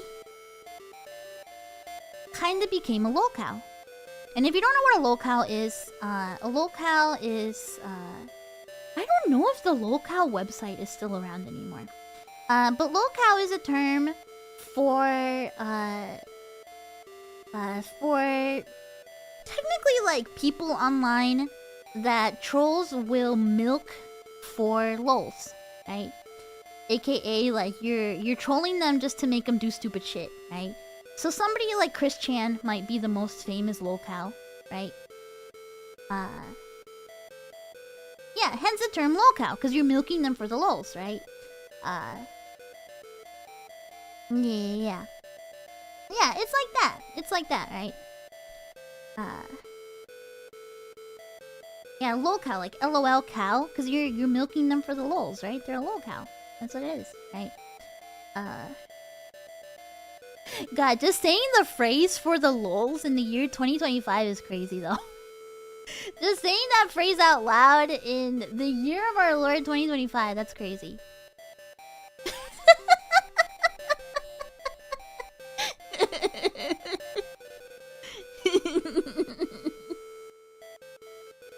Culture around that's always rubbed me the wrong way. Yeah, that's a whole different discussion, honestly. That's a whole different discussion, you know, it's a whole different can of worms. But I know what you mean. I know what you mean. It kind of rubs me the wrong way, too. But anyway. So, he becomes a huge lolcow. At this point, if you were on the internet around this time, you may have heard of him. He was pretty popular in places like Reddit, like Something Awful, 4chan, like... if you hung around a lot of those places, you probably heard about this guy. Because he kind of became like an internet person, right? He became like funny internet guy that you could fuck with, right? Not fuck him, but like, well... so... One of the things that happened as he started getting more and more mentally ill is eventually he kind of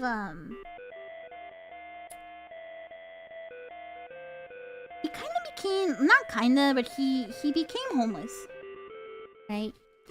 I don't remember exactly when, but at some point in his life he tries going back to living with his parents, but refuses to take his medication for schizophrenia, which, I mean, is not an uncommon thing. I feel like a lot of people refuse to take their medications for one reason or another, right? He refuses to take his medication for schizophrenia, and ends up getting in a lot of altercations with his family. I think there's like something about like him getting in a fist fight with his dad, straight up. Meds hate. So, I mean, understandable. Like, I get it. I get it. But he gets in a fight with his parents. His family kicks him out, right? Because at this point, they're probably like, "You're a grown-ass man." Like, when it's a fist fight, when it's like a teenager having a fist fight with his dad, it's a little different. But when it's a full-grown, middle-aged man having a fist fight with his father, like, that's, at that point, it's like assault, right? So, I think around that time is when he becomes homeless and he starts living out of his car. And especially because his address was out there, right? Like, I don't remember who won. But, they kick him out, right? And so he starts living out of his car. And he keeps streaming, he keeps recording himself all the time. One of the most major events of harassment from the internet for Terry, and this one's kind of fucked up. People online teamed up to catfish him. Terry Davis was really obsessed, like parasocially obsessed, with this girl online who was a blogger. She was a physics blogger. And he was really like parasocially obsessed about her, right? And so people, it's a really fucked up story, honestly. People started messaging him and like calling him, and like basically they catfished him. They manipulated him into thinking that this girl was in a relationship with him, and Terry believed it. Terry believed that he was in a relationship with this girl because people online were catfishing him and like fucking with him so much. They would get like women to call him, to like be the voice. They would like, have like fake conversations all day, right? Like Terry legitimately thought he was yeah, it's evil on a whole nother level. It's one of the more like fucked up things that people ever did to Terry. When he was already living in his car, when he was already homeless, when he was already suffering from all of this, right? It really was like people, yeah, they pretended to be her. They pretended to be her to Terry, right? And so he became extremely delusional, even more than before, right? Extremely delusional. And he would make videos for her, right? And keep in mind that Terry was still streaming himself, right? Every day, was still live most of the time. And unfortunately, there's a video of Terry Davis. There's several videos of Terry Davis naked and masturbating for the camera, because these people that were pretending to be this girl would ask him to do this stuff just to humiliate him. So they would be like, yeah, dude, like, oh, sweetie, record a video of, yourself, like jerking it for me kind of thing. And he would do it because he really believed it was her, and he believed that, that they were in love. It's one of the more like fucked up like parts of all of this. Like it's really messed up. So there's those videos, and the sad thing is that those videos are out there. Those videos are out there, and it was just people that just wanted to fuck with somebody mentally ill. They just wanted to toy with them, right?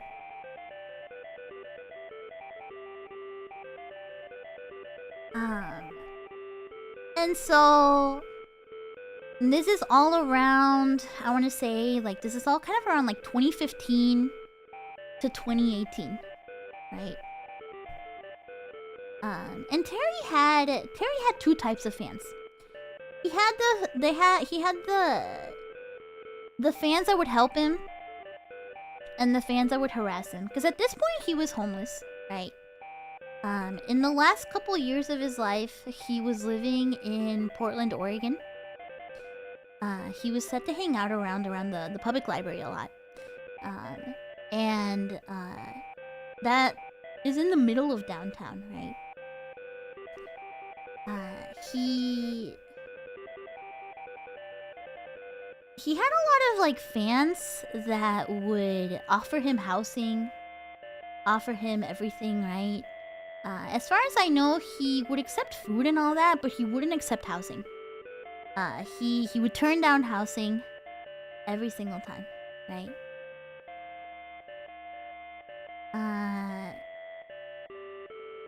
There's a really interesting interview on YouTube. I recommend checking it out if you're interested in this story. If you're interested in Terry Davis, there's this interview that a bunch of like young programmers. It's like just like a group of like programmer kids.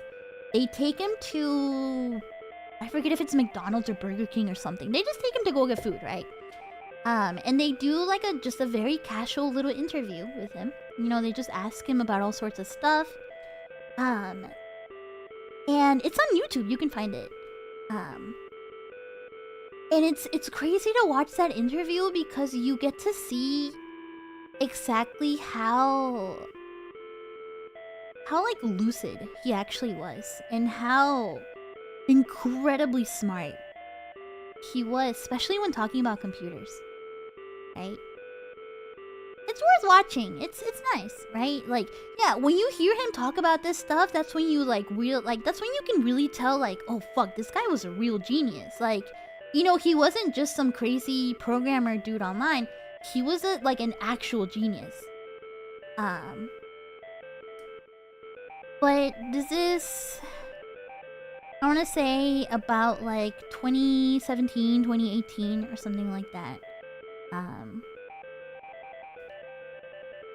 Around this time, homelessness is messing him up completely, right? He's been homeless for a couple years, living literally on the street, not even living in his car anymore. At this point, like 2016, 2017-ish or so, literally living on the street, you know, like sleeping on a bench, like every single night, you know? And it really messes him up. It really, really messes him up. And so, in just kind of like an effort to just kind of like, in an effort to just kind of like go somewhere, because he, at this point, Terry was so fucked up that he believed that his existence in itself was basically polluting the world. That him being alive was... he was polluting the world with his existence. And so he took a train, he took a bus to the Dalles, Oregon. Which I believe is like... not super far away from Portland. It's like a town, like a little bit away from Portland. And that's when he records this video. Hold on. Let me pause the music. And heads up, the video I'm about to play is his final video. This is his final video that he ever posted. And he posted it to his YouTube, where he was posting a lot of videos. I believe it's still up on YouTube. The Dalles is especially meaningful since there are several data centers there. Interesting. I didn't know that part. I was never sure why he decided to go to the Dalles, right? I didn't know there's a lot of data centers there. But yeah, heads up. The next video, like when you know his story, right? It's a little heavy. So, you know, if this kind of stuff is a little too heavy for you, like I would say click away for a little bit, but I'm gonna play the video here. Well, I'm King Terry, and learned how to purify myself in a horribly impure environment. It's pretty rough living homeless and in a field outside a little town, and coming into their library and it's a very pure town, and must have been an extreme shock to them to see such a horribly sick person come in here and pollute everything, and it was a lot of torture to snap me into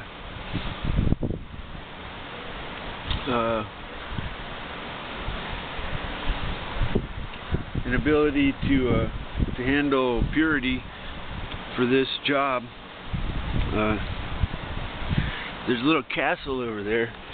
Let's see, where's that castle? There it is. Oh no!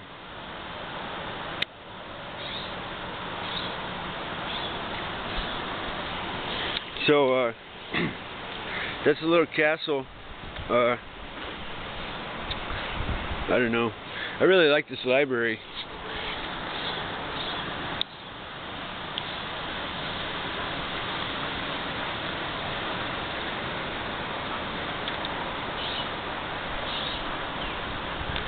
So come here and use their computer and smoke out here. They must have been freaking out because such an impure person was in their presence. Oh well, I was clueless. Now I used to have a respect for purity. So well, it's good to be king. Wait, maybe. I think maybe I'm just like a little bizarre little person who walks back and forth. Whatever, you know. But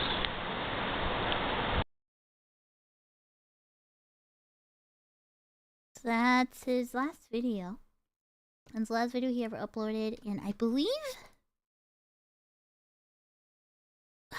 it's tough because I believe it was either that night or the next day that he was found dead.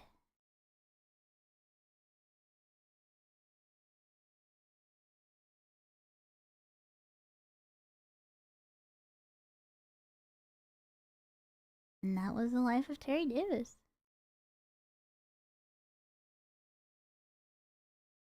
People don't... I don't know if it was ever fully known how he went.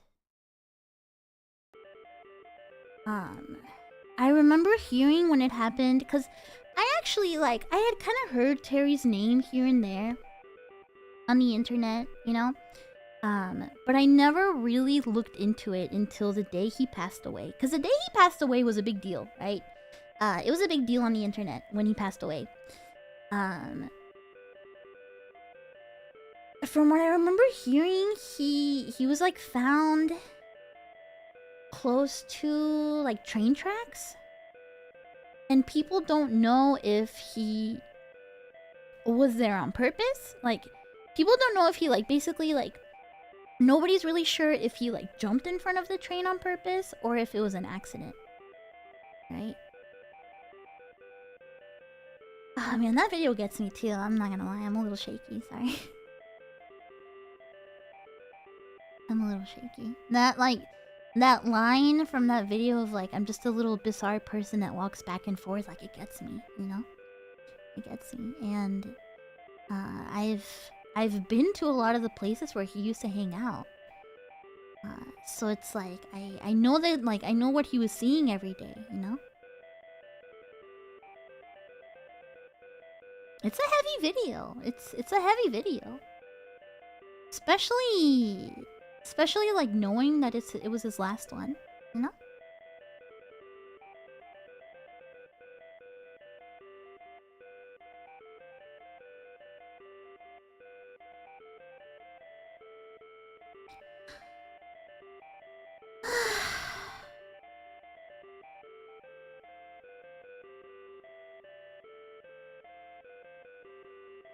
I think this is a good moment, everybody, if you're listening, to take a nice deep breath.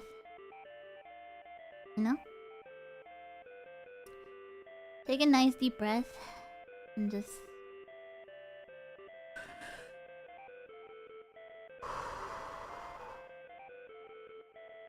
right. And so Terry passed away at 48 years old. Which is really young. To be honest, it's really young.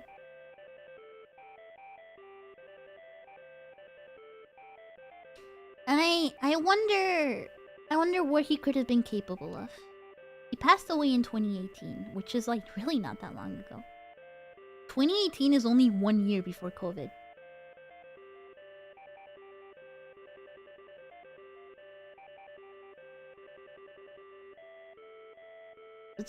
It really wasn't that long ago, you know, that it happened.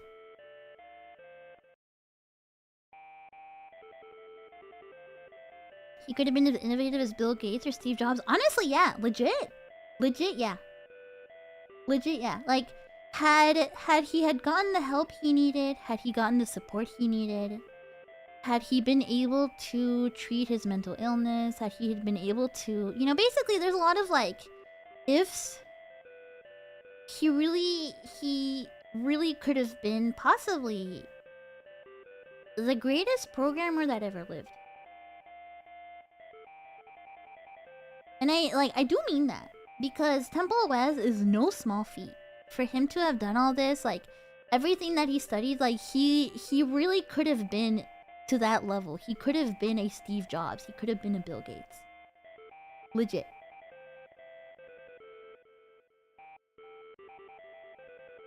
Yeah, what Spike says is good. One different turn and he could have redefined computing as we know it.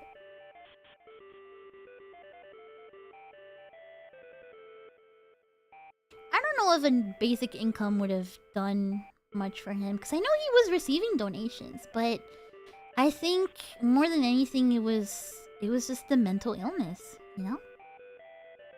There's no amount of money in the world can kind of make up for that, you know? Or like can kind of really like solve that or fix that.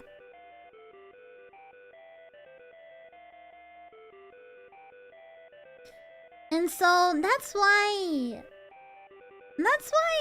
you know, if you do a deep dive into his life, and if you look into who Terry Davis was, right? You'll find a lot of his streams still online. They're all archived. Everything is archived, right? They're all there. You can watch his VODs, you can watch his streams. There's a lot of like videos, there's a lot of compilations, there's all sorts of stuff. You know? It's out there. You can, if you're really curious, you can watch it. Right? You can watch it. I don't talk about a lot of it because I especially don't show it because I have a lot of respect. And I think people are defined by more than their worst moments. You know?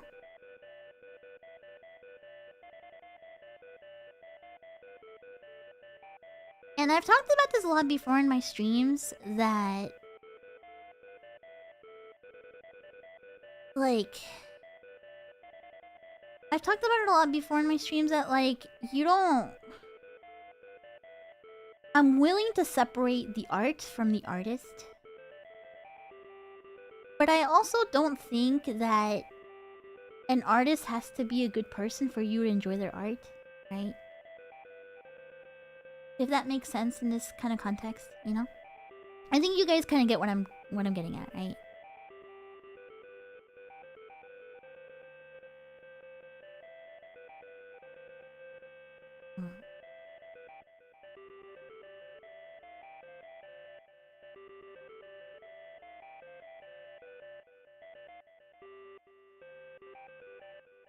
But I really do think that people are defined by a lot more than just their worst moments. And even though you could be like, oh yeah, Terry Davis was a fucking schizo racist, blah blah blah blah blah blah blah blah blah, you know?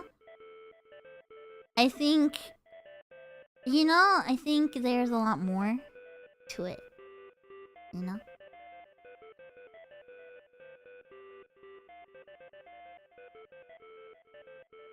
And I think had he had been in a much more supportive environment, who knows what could have happened. And I think the part that makes this the most tragic is that is the fact that people toyed with him, the fact that people fucked around.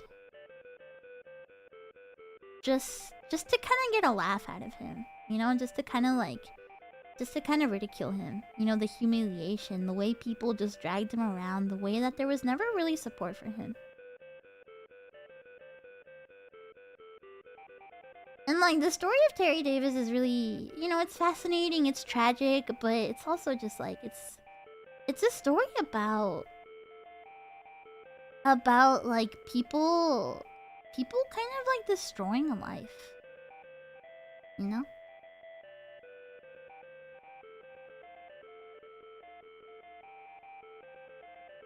And it's hard to really like discuss it because it's like, of course Terry did a lot of it to himself, probably, you know? And it's also kind of hard to help somebody that doesn't want help or won't accept it, you know? So it's not black and white, right? It's complicated. Human lives are complicated, you know? Human lives are really complicated. So there's no single thing that would have fixed this. There's no single thing that would have turned his life in a different way, right?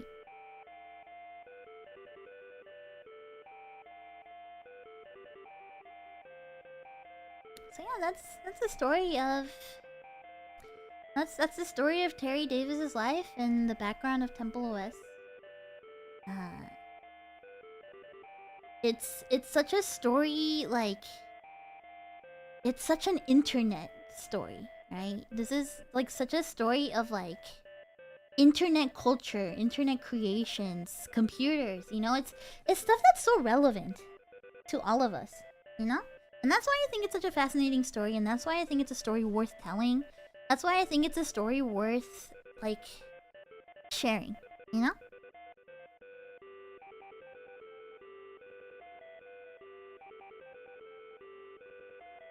Remember the rule in the something awful mock threads is always don't touch the poop. An example, don't directly interact with the subject.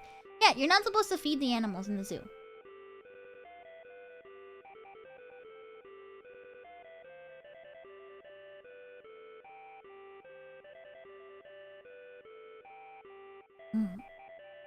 And I think it's fine to acknowledge that Terry wasn't the best person himself. But I think you definitely have to acknowledge that part of that was because people weren't good to him either, you know?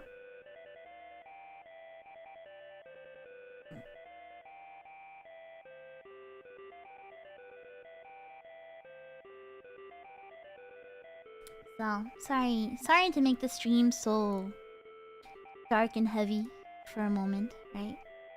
I know this, it's such a tragic story that it's like hard to not feel kind of heavy about it. You know what I mean?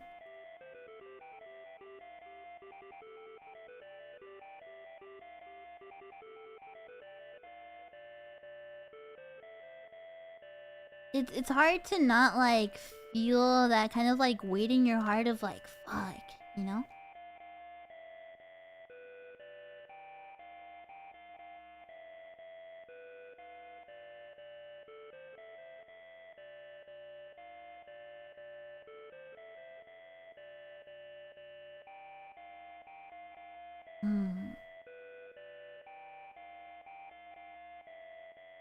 The story of old cows are always rife with milkers that went down in the abyss themselves and destroyed their own lives through the pursuit of it. Yeah, it's... You could probably write books about this stuff, honestly. It's crazy. But...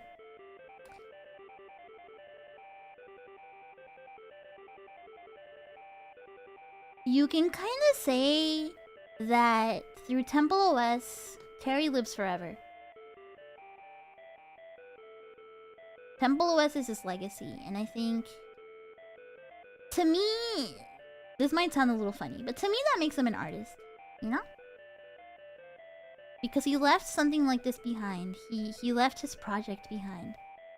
And here I am, you know? 7 years after his death.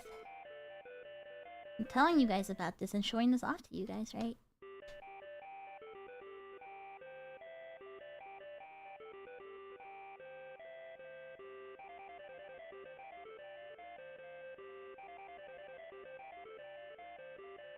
Yeah. It's definitely kind of like outsider art, you know? Absolutely. So I wanna look at some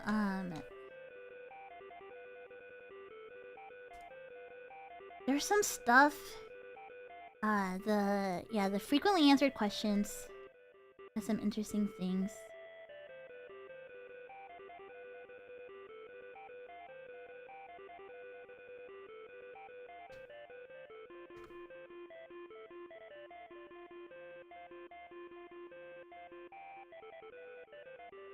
There's an area where there's a lot of questions, and that's where I want to have our little segment where we play around with the God word. Where's my notes? Hold on. Every time I do this stream, I bring out my notes. I have like literal pages of handwritten notes about this. Sorry. I like legit have like just pages and pages of like notes I hand wrote about this a couple years back, and I bring them out every time I do this stream.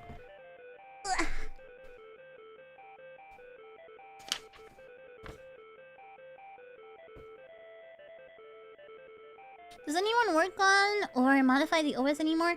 There's like a cult following. There's a lot of fans that kind of like mess around with it. Like I said earlier in the stream, somebody managed to get Discord working with templeOS.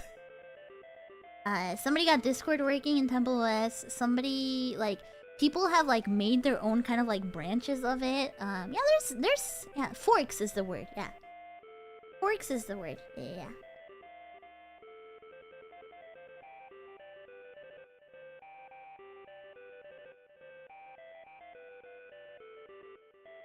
Yeah, he talks about a lot of stuff here, you know? Stuff he wanted to add. CLOs is one of the most popular ones. Yeah. There's a lot, you know? Cause his story has inspired a lot of people. Right?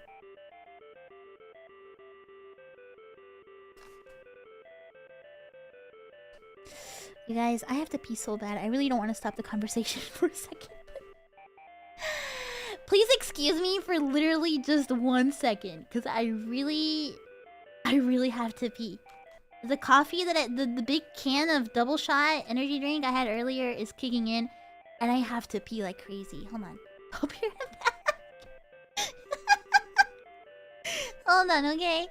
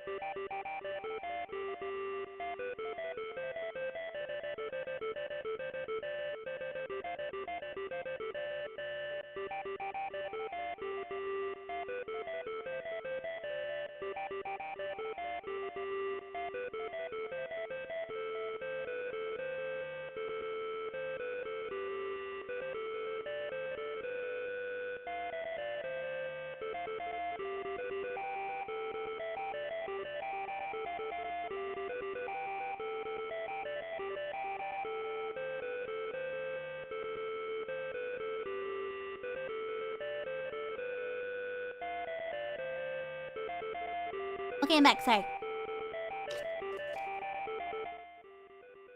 Sorry for the wait. Sorry. I really, I really needed that. Sorry.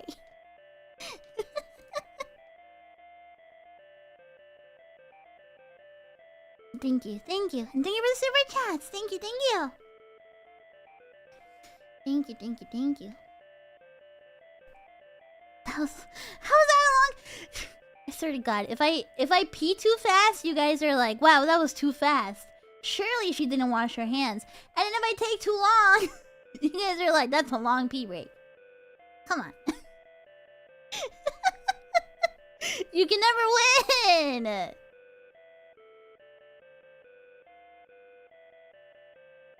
You like the loading screen? The loading screen is actually, the video in the background is the test suite. What's called the test suite demo, for templeOS. It's something you can run in the software itself, and it'll show you, a couple seconds of every single, like, feature of the operating system. So it shows you a couple seconds of all the games, of everything.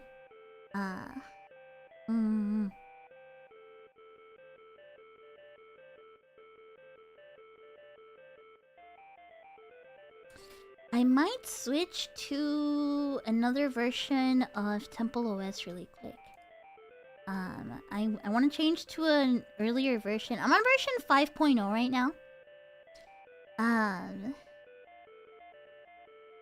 want to change to version 4.13. Let me see if I can do that really quick. Hold on.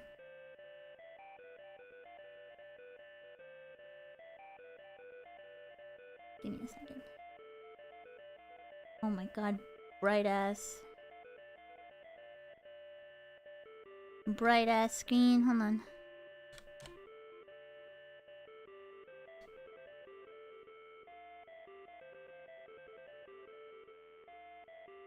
Sorry for the teal flashbang. There we go.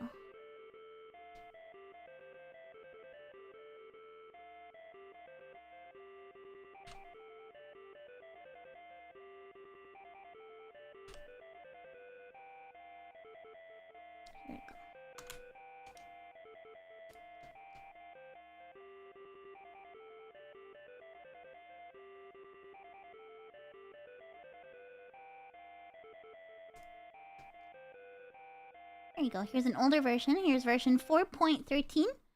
I keep this version handy because it's got some things that didn't make it to the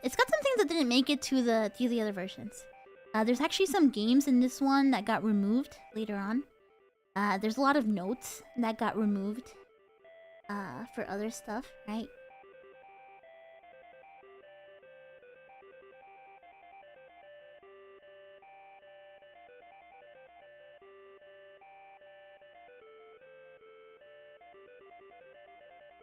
Let me play around with it a bit. So, you see right here where it says God Word, God Passage, God Song, and God Doodle, right here? This is a really interesting thing. You can press F7.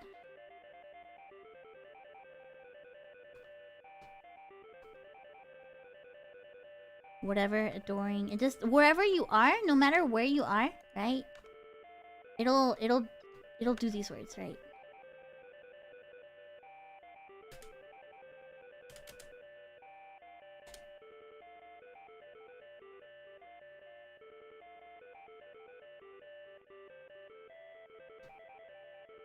Come on, shut up.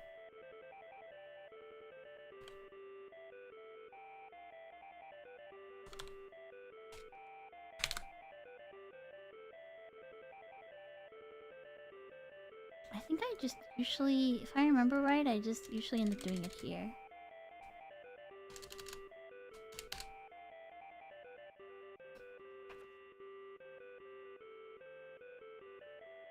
So F7 is the God word.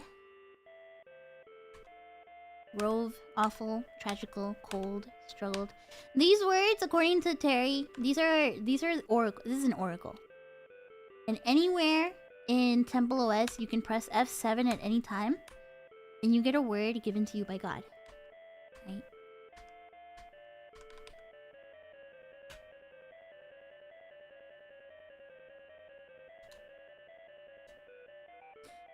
With Shift F6, you get a God Doodle. And this is the Holy Spirit can puppet you. Press space until it finishes. No, the Oracle didn't get removed in the future versions, but there's some other stuff that I'm trying to like see if I can get into in here with the older version.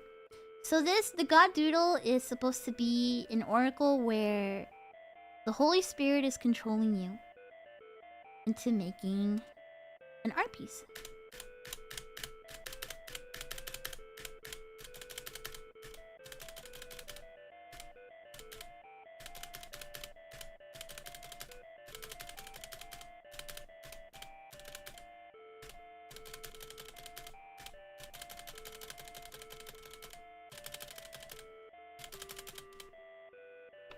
Press escape to insert sprite, press shift escape to throw away sprite.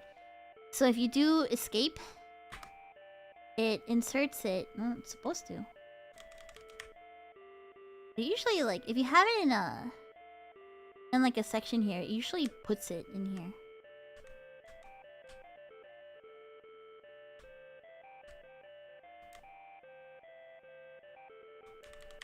It looks like what I do in Mesme when I was bored. Oh, Jacob, welcome. One of the most famous games for templeOS is After Egypt. When you hear about templeOS a lot, you usually see After Egypt a lot.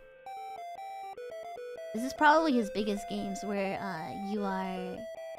I believe it's like simulating that you're Moses.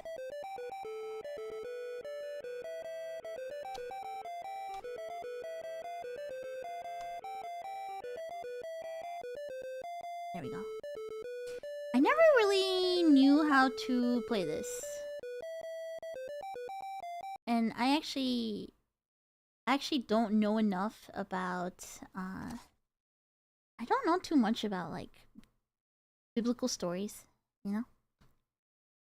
I love this button though. Beg for meat.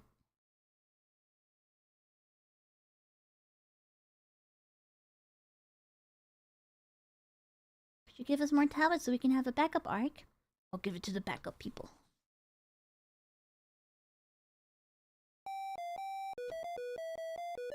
Golden calf!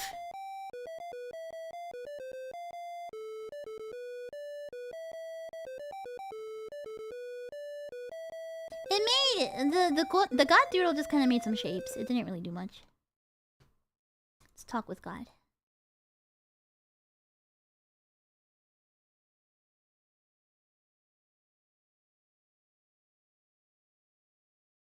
Find the burning bush right there.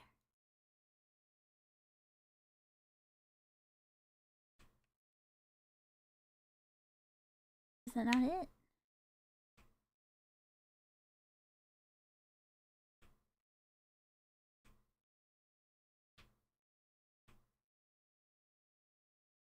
Yeah, that's it, right? Yeah.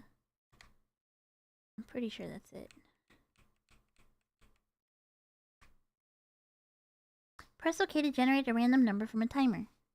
The Holy Spirit can puppet you. I like clicking these, because if you click the Holy Spirit, you have this huge thing that tells you the purpose of life. This is really just lots and lots and lots and lots of text. From this is the file I was looking for. Lots of text from Terry himself. And there's a lot of interesting stuff in here. For example, God's favorite animals are bears and elephants. They are funny shaped. I think God must have seen too much starvation over the years.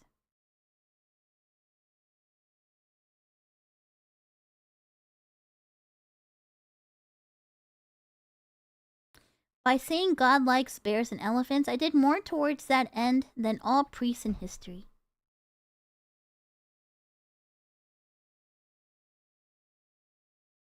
And it's one of the really interesting parts of this is just how he talks like he's having like these conversations with God like they're friends, right?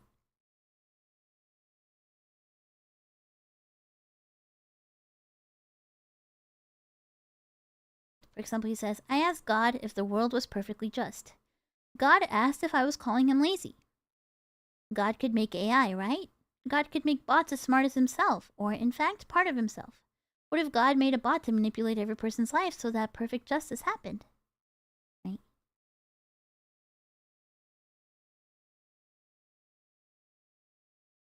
There's a lot of interesting stuff in here.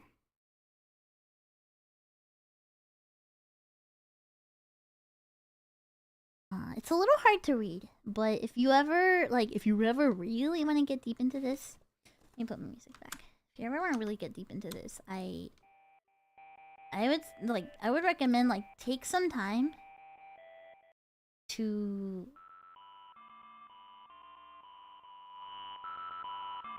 read this stuff. It's really fascinating. Have I read it all? I've read it a couple years ago. I read a good chunk of it. But I'm not gonna lie, it's a little hard to read. Right? Because it's a very small resolution. It's a small resolution and it's not super easy to read. And a lot of it is just kind of Bible stuff.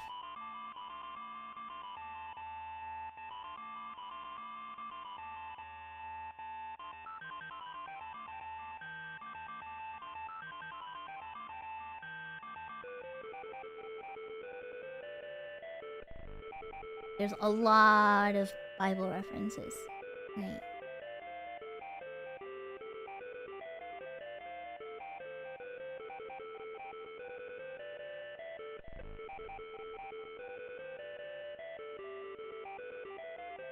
So here's a section where we will ask God some questions. But first, here's some questions that Terry asked God himself.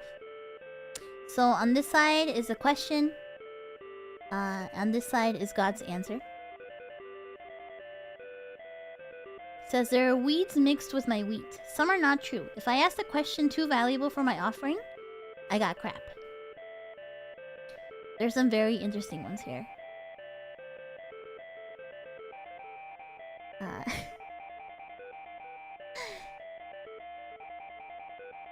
So according to Terry, God says the Holocaust, he wanted to compact the Jews. Best religion, one with most new vistas of understanding in a lifetime. One you can level up the most. On racism, sports. On socialism, pardon the French, never happy, never enough. Favorite thing on TV? Soap operas. Favorite movie? Three Kings, also Highlander. Favorite song? Morning Has Broken. God said the first bird croaked, not sung.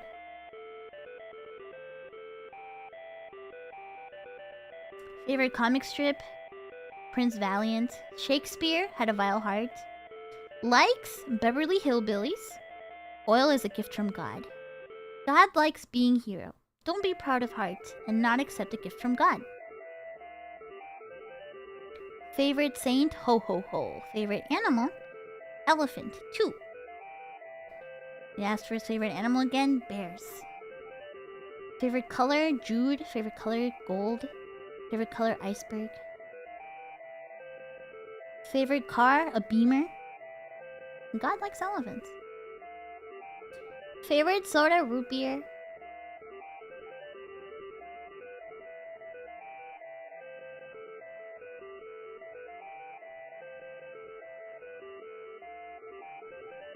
Some of these are a little interesting. Homosexuality, he says a Bible verse. Pets, homo. Sports, homo. Tackle a horse. Favorite sport, hockey. Canadians are going crazy right now.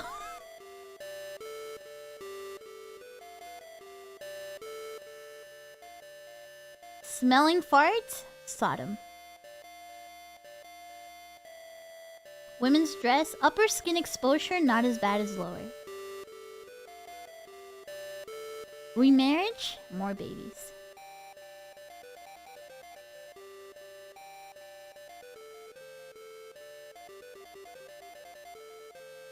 Good bands, Beatles, Rush, Triumph.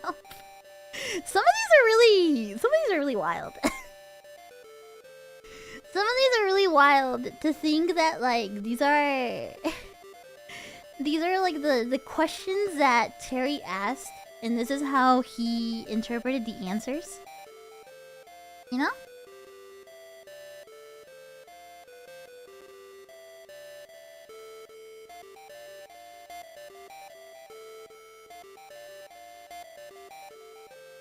Hardest part in evolution, getting monkey mothers to hold babies nursing. Smothering was a problem. Kinda boomer taste. I think that kind of reflects on Terry himself, personally.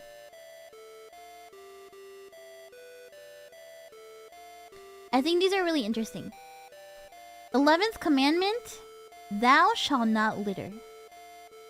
12th commandment, don't shoot unarmed men on the shitter.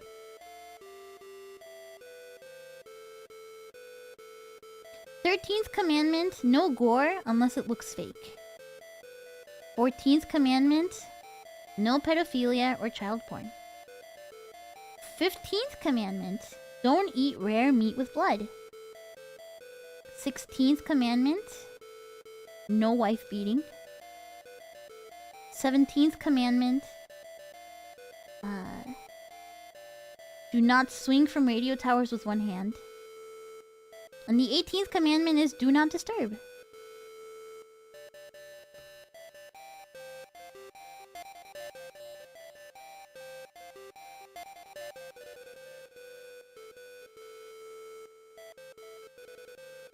There's some interesting stuff here. Here's where he gets the words about like the resolution and the colors and stuff. It says on operating system, I was about to make line number column and editor. God nixed it. I was about to do different graphic modes when I found 800 by 600 missing. God said just one mode, 640 by 480. I was about to add child windows. God said, God is not the author of such confusion. I asked for verification of 640 by 480 16 color. God said it was because of the children and their offerings. I asked about sound. God said single voice. I asked for verification of not having different drivers. God confirmed this. God, that's so hard to read.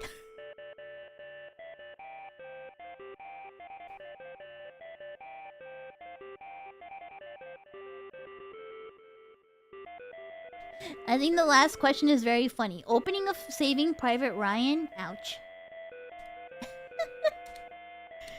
Very, very fascinating.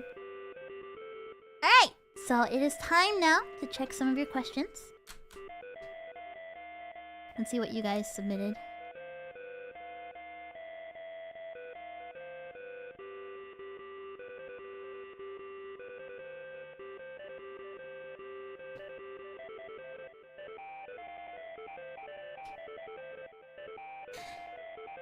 So it looks like there's about 5 questions. I'm not sure if a lot of people submitted, and if you submitted a lot, it might just be YouTube fucking me up. I'm sorry. I don't know if it's showing all of them. But this sounds about right. This seems about right. This one says, Are we all going to make it? God says, to that, God says, Celestial willeth meditations, wept mildly, progress.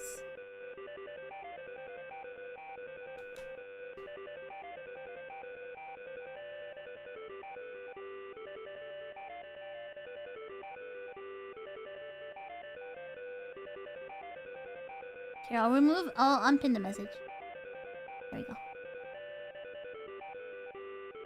Kinda sounds like a yes. It basically sounds like... Yeah, it's kinda sounding like we're all gonna make it.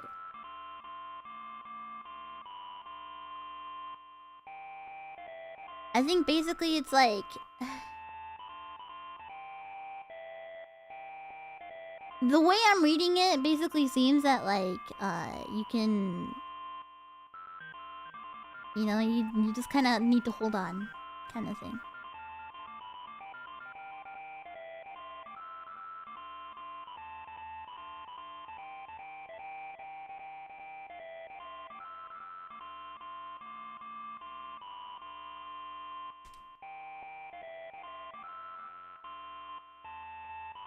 Alright, Draconics asks, how do you come up with ideas when they aren't flowing?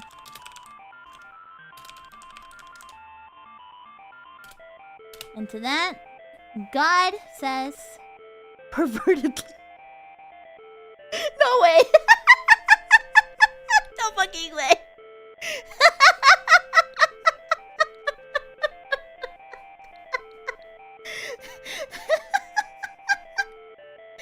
I mean, it's true. I think it's real. It's real. I think it's real.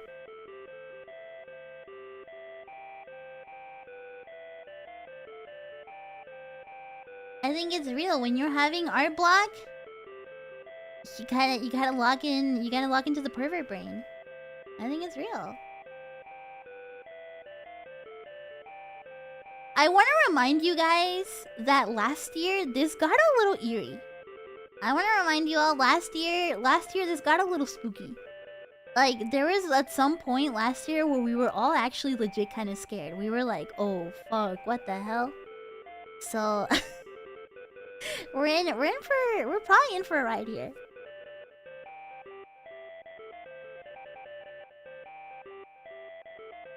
Like last year was creepy. Last year was crazy. Alright, let's ask another question.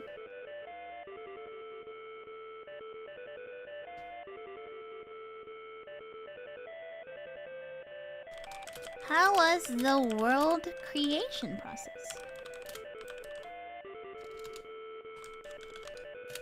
To that, God says, perceive, beard discreet, purely, eye palace.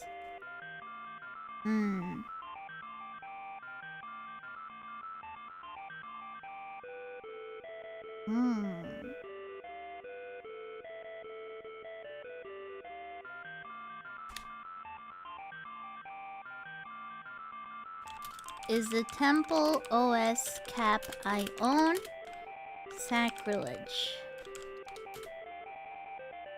To that, God says, manifoldness profited, forging pupils, mouth thirsteth, hard-heartedness exceeded stiff. It might be sacrilege.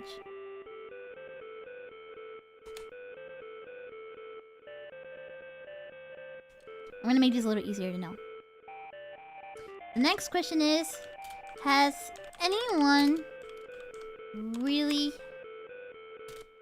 been far even as decided to use even go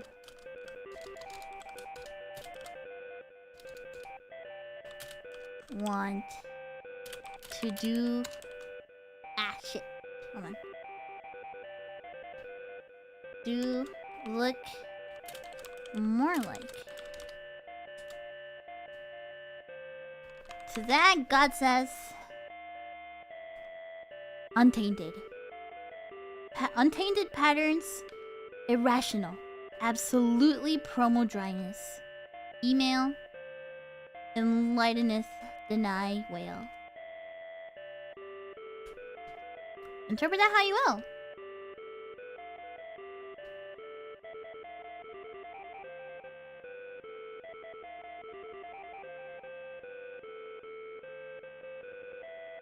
Interpret that how you will.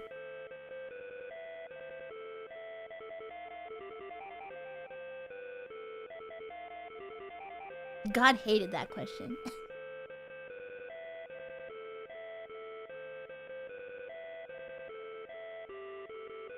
Anti-spam filter activated. God says don't shitpost.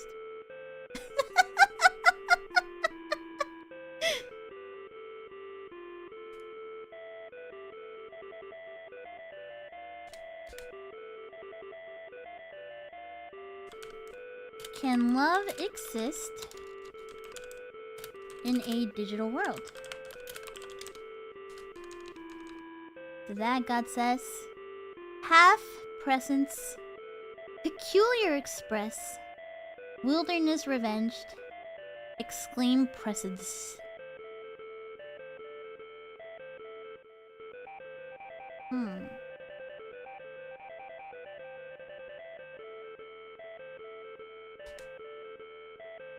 The next question. Does she know? To that, God says, concerning. What the fuck? Concerning streets, flow, consenting worshiper. Huh?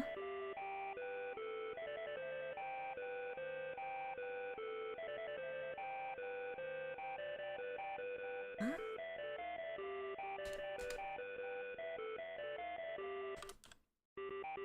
Is pineapple an acceptable pizza topping?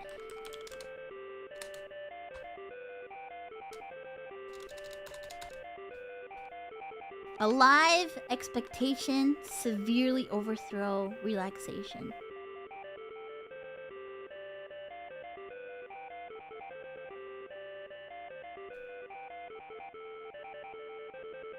I don't know if that means yes or no. I don't know if that means yes or no. I think he said yes.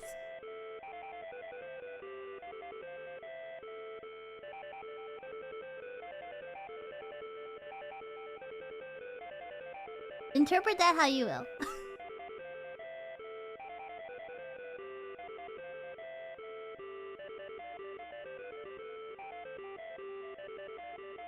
Expectation severely overthrows relaxation. He's calling it overrated. Interesting.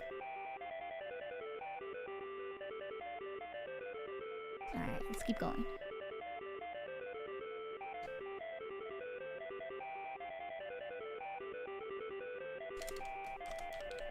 templeOS.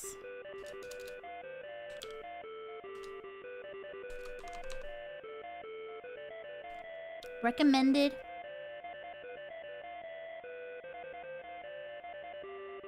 Malicious. Turning principally. Seemed charm. Recommended being the first word is kinda...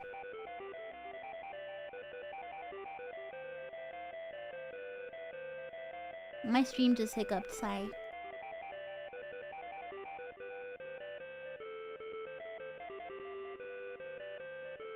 Seems like a hard yes.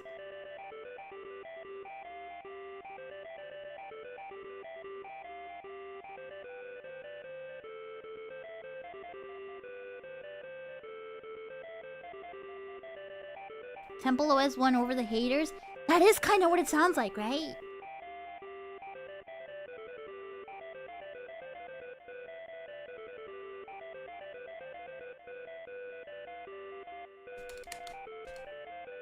Alright, let's see what else.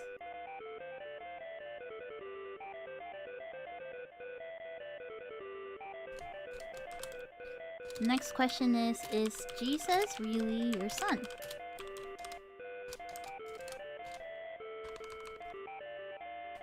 Race, deceased, officers unsettled, Kogo with thirst persuaded.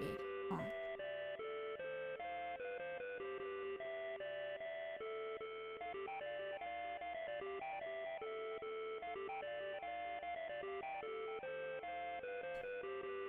When does it get easier?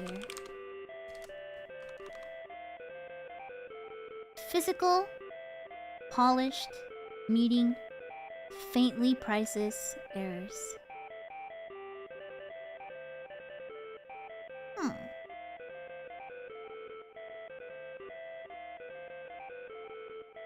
Is he telling you to polish your physical?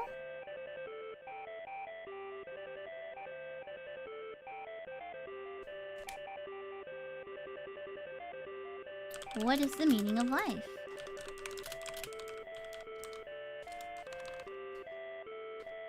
Instruction. For Misha to ask this question, being a teacher and getting the word instruction, that's a little eerie. Instruction, drowsiness, countryman, doer, degraded, weltering. Instruction being the first word is kind of crazy, not gonna lie.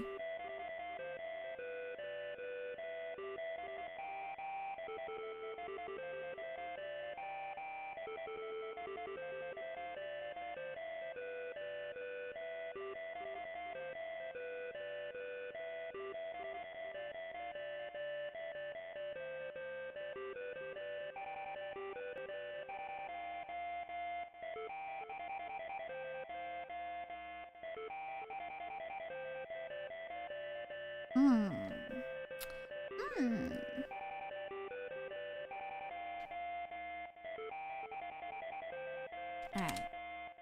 Next question. Will the Lakers go all the way?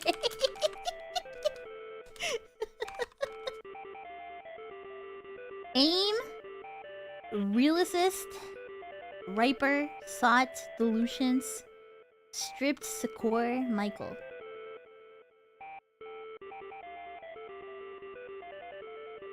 Huh? Uh-huh. Interesting.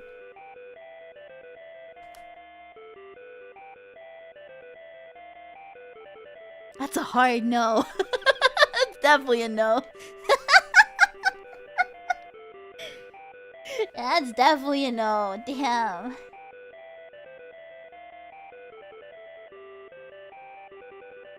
They're cooked. Michael Jordan coming back. That's wild.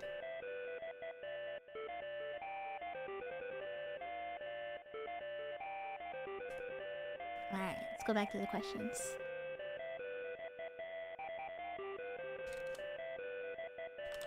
In a parallel timeline, was Nostradamus right about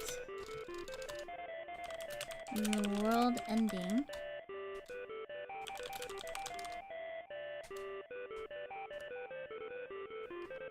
Dawn emotions. Belonging HTTP. Sick bared arises.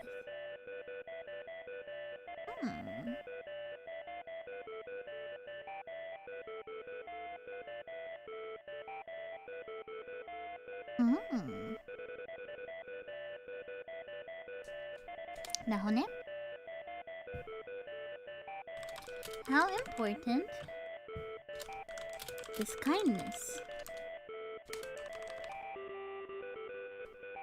Goodly. Classics. Sue. Displeased. Streets. Placing. Meanings. Darksomely. I feel like the more words I get, the more muddy the answer seems. Maybe I should only do like 3 words. Maybe I should do like 3 words or so. Let's see. Will you forgive my sins? Figuratively. Familiarized. Teacheth. Temps. Principles.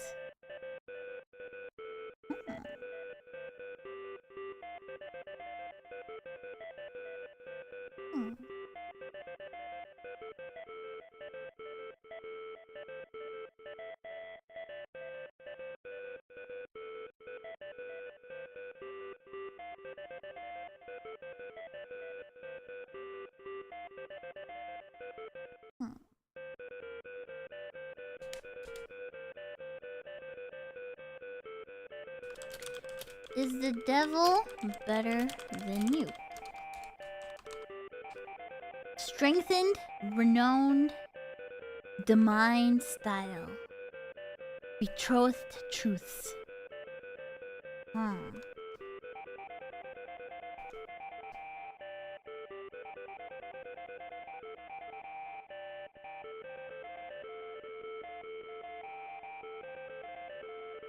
If you have any questions, by the way, put them in the Q&A. I'm going from the Q&A rather than like what's in the chat.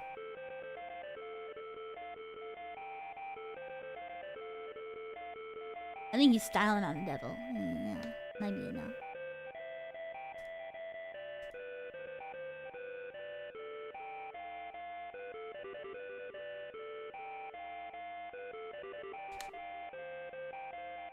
Will love ever find me? Philosophy. Hereditary. Greeted. Generate. Valuable. Length. I don't know about this one. I'm not sure about this one.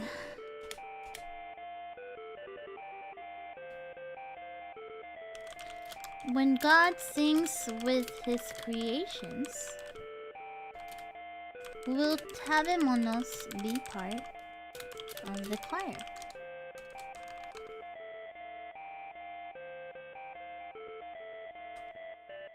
Settle the servings, visions, sail, illumined rice.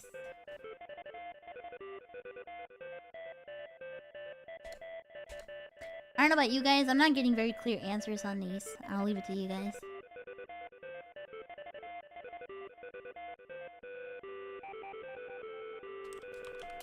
How is Terry doing?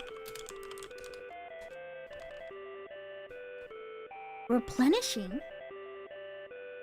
Replenishing rocks. Produce, interval, conveying unthankful loathed.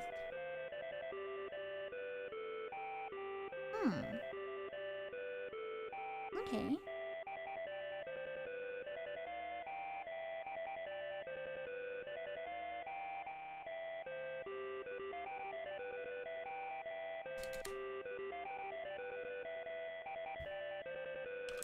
Will we overcome the trials of the present? Bear, corrected, maid, axe, fornicating, garden, vulgar, episcopal. Huh. I like this one. Would you still love me if I was a word? This is so dumb. I think the best questions are gonna be, rather than yes or no questions, you might want to ask for something where like you can interpret these words, you know? Fastidiousness, entreated, ingraft, professorship, extinguished time. I don't think he would love you if you were a worm. I think that's a no. I'm gonna take that as a no, for real.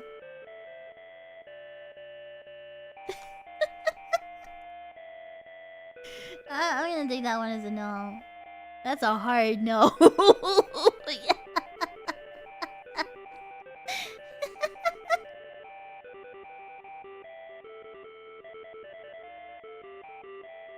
I think that's a hard no. Damn.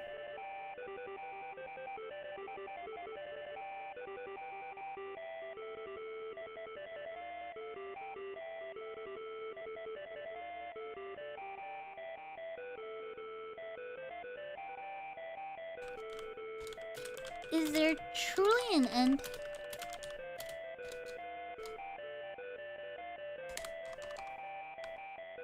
Beggar copies assuring hastening beholdeth circumlocutions.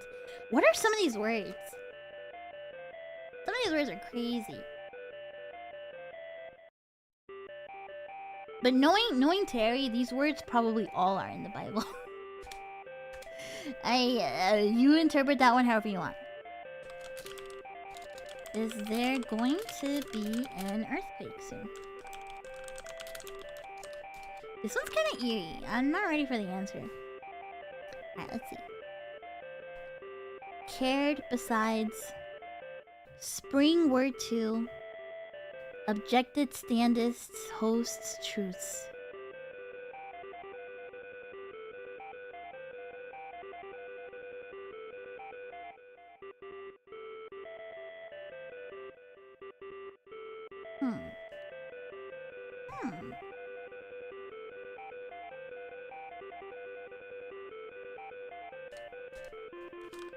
Well, things get better soon.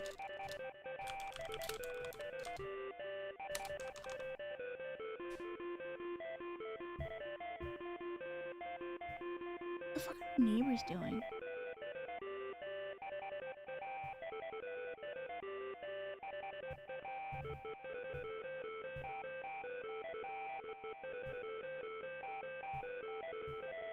I think my neighbors are fucking. I think my neighbors are going at it. That's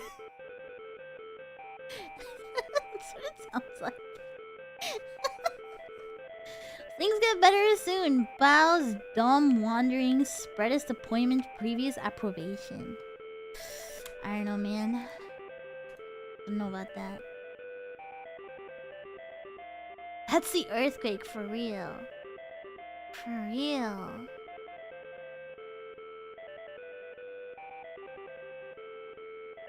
I think this one means no.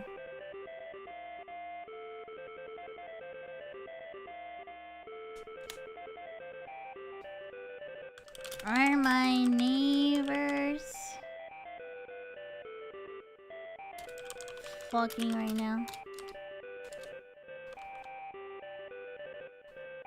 Besides approached, weakened, not goodness, reawakened, rashness. I don't know.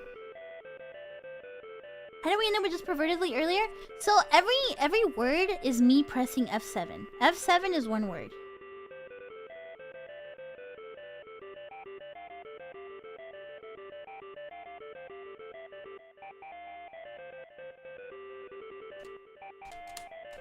So I've just been pressing F7 a couple times, right? But I can just do one word if you guys want.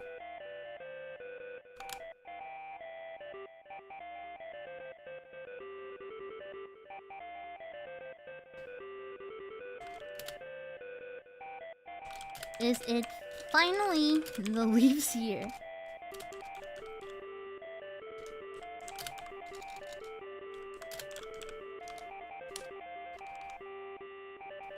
Prepared, tried, distress, breathing, obtained element, accomplished publicly.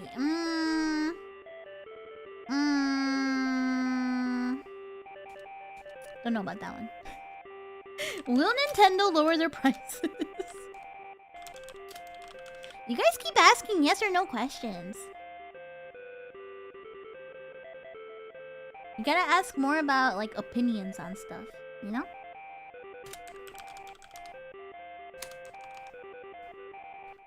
Your Minerva apprehending profitable computer. Okay, what the fuck? Hold on. Your Minerva apprehending profitable computer. Exposed, alluring furthermore. I think that's a no, bro. I think that's a hard no. I think that's a hard no.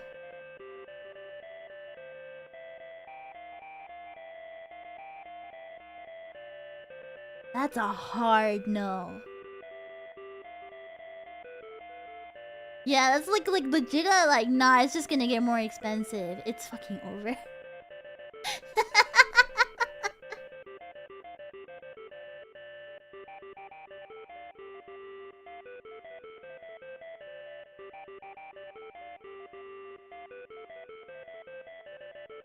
Alright, let's see more. How's the queue looking?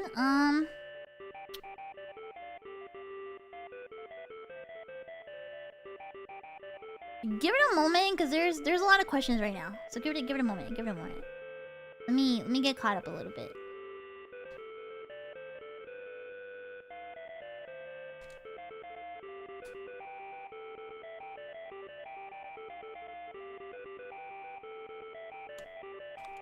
Is the universe as it is?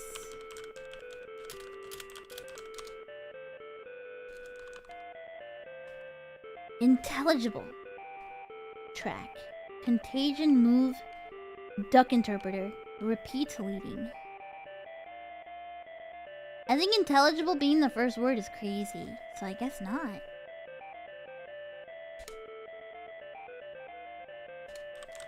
How will the world look in 100 years? Declared copy. Included displays.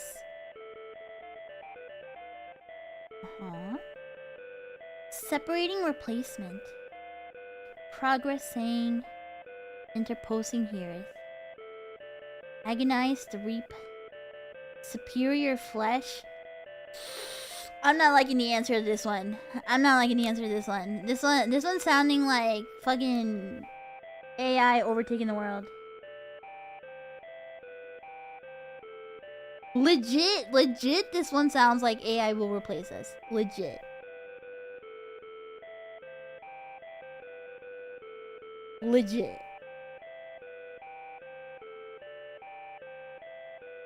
Legit, this one is like AI will replace you.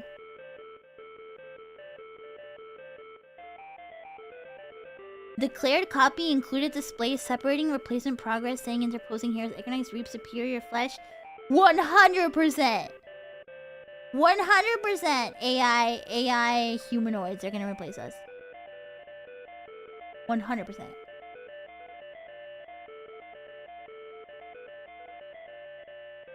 This one's kind of eerie. This one's actually kind of eerie. I'm telling you guys, like, some of these answers get kind of strange. Alright, let's see what else.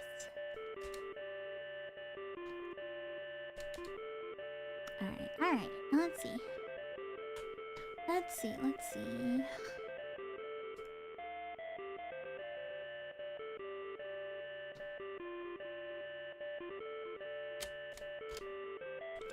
On Monet? What does God think about Monet? I'm scared. Infinite cloudy furnishing through medicining linger. One narrow disalloweth planted prated. Is this telling me to take my meds?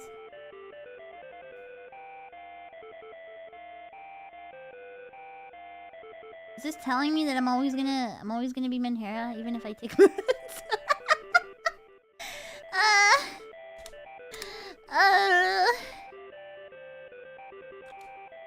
On marrying past 30 years old. Till imagination's remembrance's milky presumption. Milky? Sickly faculty. Factito. I don't know what this means.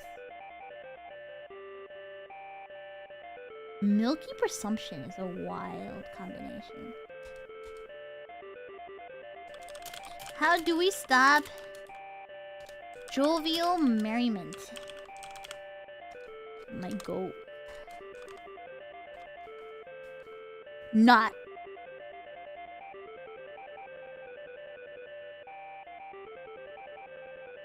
That's crazy.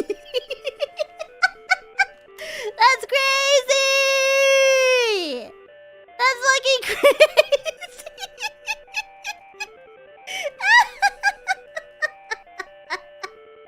That's insane. That's insane.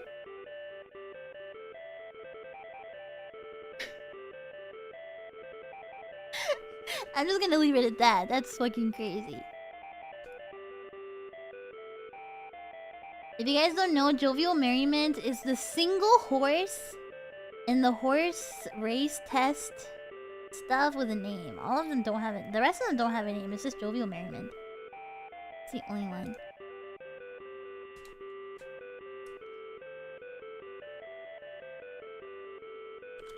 What does the cosmos smell like? Don't they say it smells like popcorn or something like that? Central lacketh variously lawless, conquered, seduced. Naruhodo. Are we lost?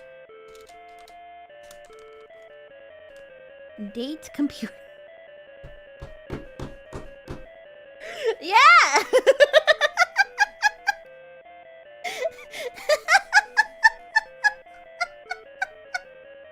Uh-huh. Yeah. Beast. It's over.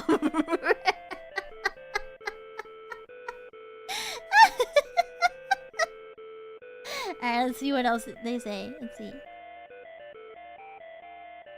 Solitude, strengthless.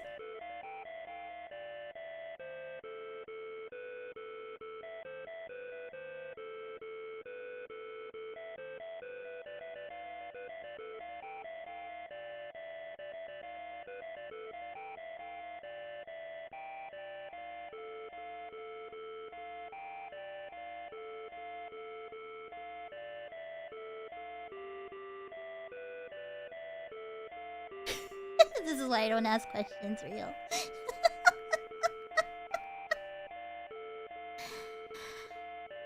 You heard it here first. Please stop. Thank you, Leonardo, for 15 months.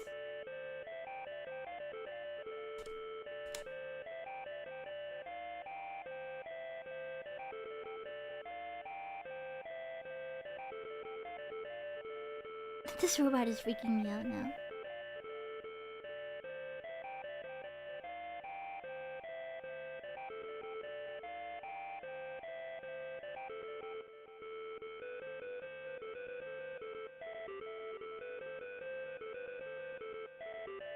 Alright, let's ask another question. Let's see.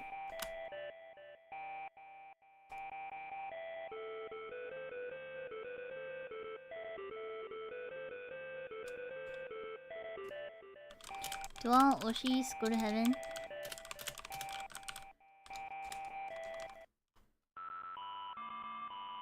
Lucid. Intermitted exist. Breast. Over hastily meanwhile. Candle stood.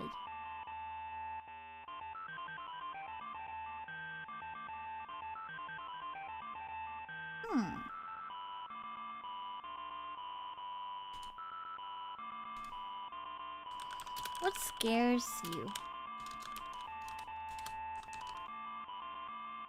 Fatness. What?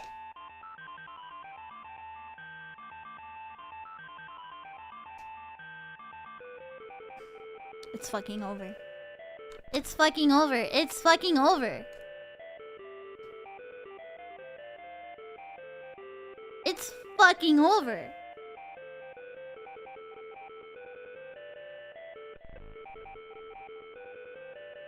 God fears perfection.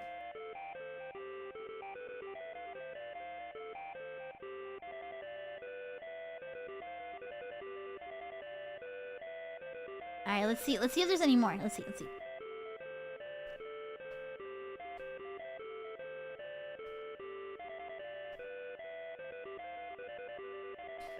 Fatness, lessened biting, and accurate healed stone appeared. I don't know what that means.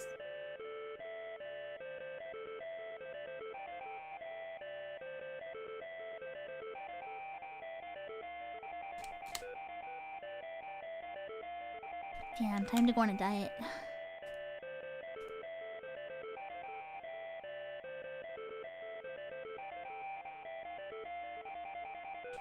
World peace?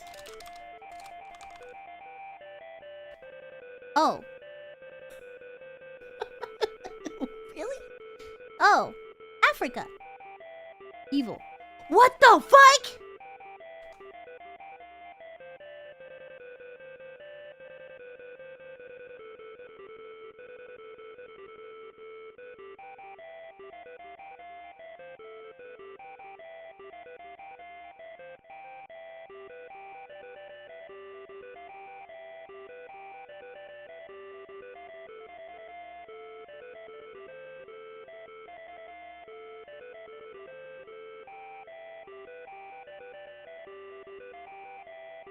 Alright, next word. Let's see.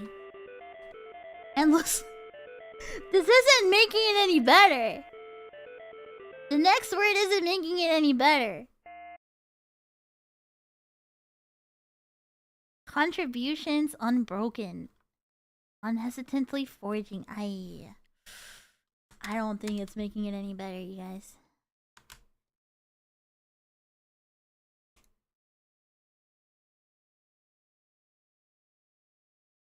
Hold on.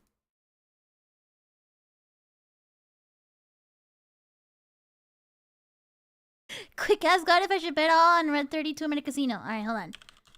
Hold on, I got you. Red 32? Suffice, unwholesome, adulterer, loth, assailed, depending. I think that means no, bro. I think that means no. I think that means no. That's a hard no.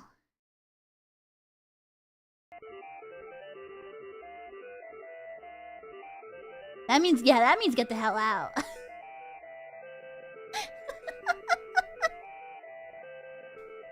That's a hard no.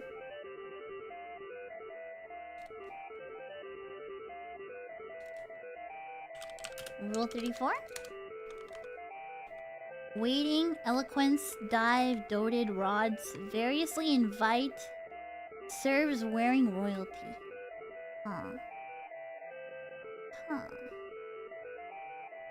Rods, huh?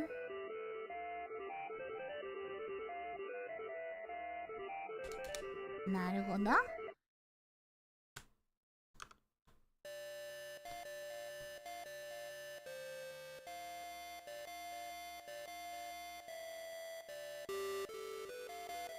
Alright, we're gonna do a couple more questions and then that'll be it. That'll be it for today.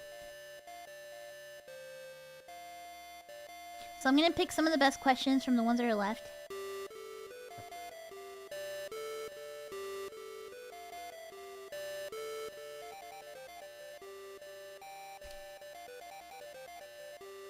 On horse race tests. Unconscious baptism, vices, ulcerous, deceivableness, correct sentences.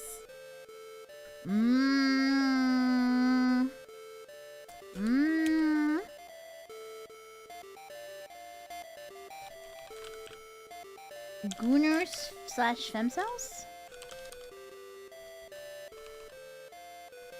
Established heir necessarily consulters favorites deeds root fluctuates.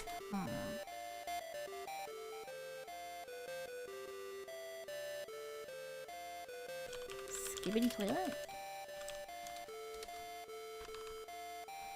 Wonderfully growing, oftentimes religious, doubled impute, itch Juno angel. Real! Real! Fucking real! Fucking real! Will Mima ever return to Toho?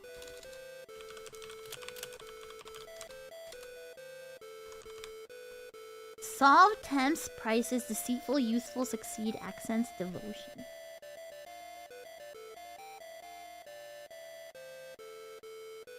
Interesting. Someone asked, is Jesus coming back? Days, brought inwardly. The first word being days is a little eerie. It is Easter after all. It is Easter after all. Guidance. Alright, after this I'll do one more question. Snare, fortunate matter, reproved, ludicrous.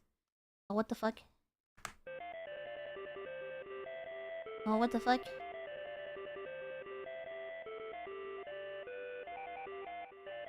What did I press?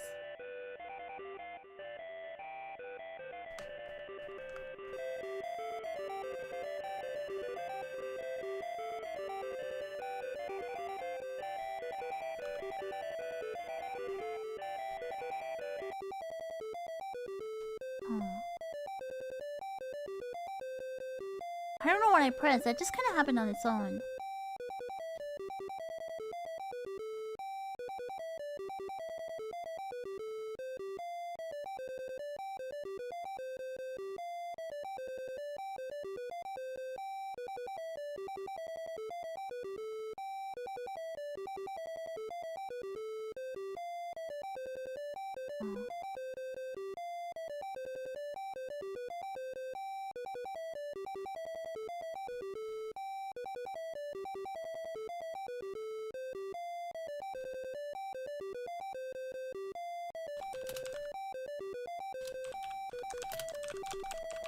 On Gura's graduation, what does God have to say about it? Heaven.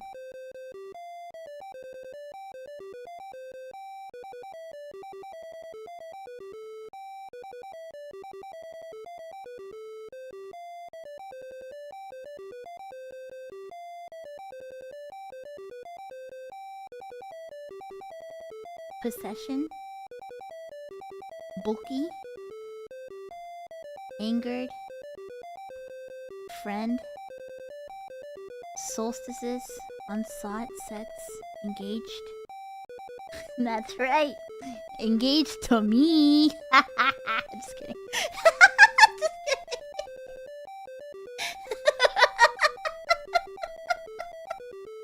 Just kidding.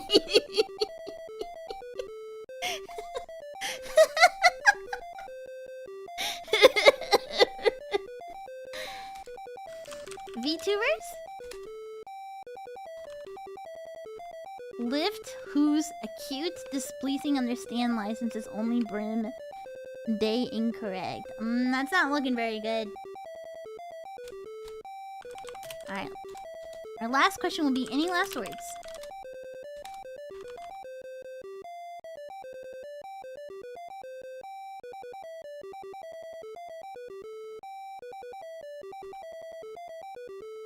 Minded, pernicious, unlicensed temptations.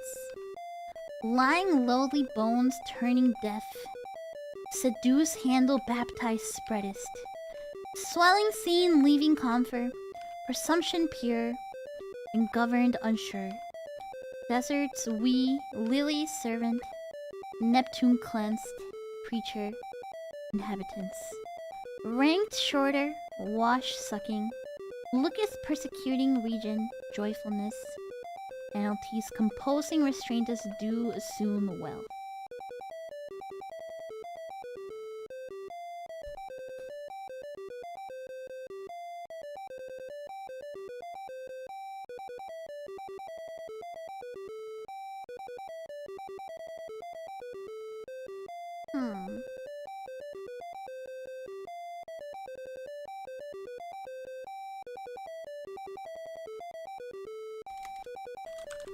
Thank you. Amiss. The attributing tearful infringement. That's what God has to say.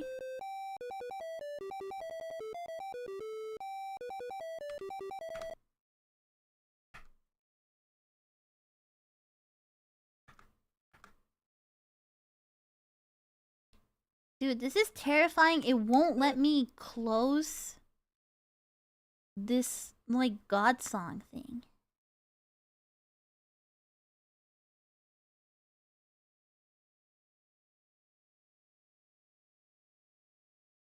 It won't let me... What?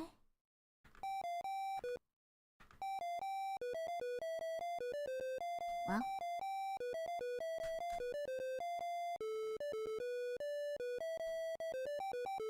Fun fact, I got kind of curious and looked at the source code for God words, and the RNG uses two predefined values all over the place. Good underscore God good bits, which is 24, and God bad bits, which is 4. Interesting. I wonder what that means.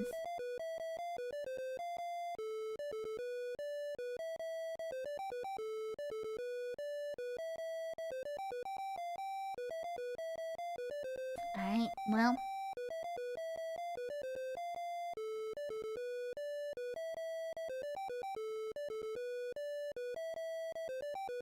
For now, that is all for today, Tabemonos.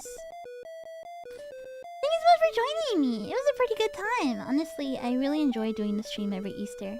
So, it was really nice to do this once again. You know? It was very lovely to do this once again. And yeah, I'll run the test suite. Yeah. Thank you for the stream. Thank you. I hope that if this was your first time seeing anything about templeOS, that you learned a lot, you know? I always worry that you'll get bored of this because I kind of do the same thing every year. But, it's not so bad, you know?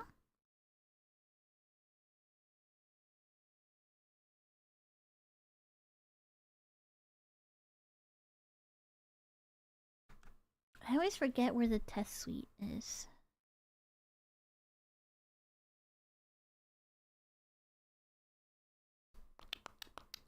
Let me see.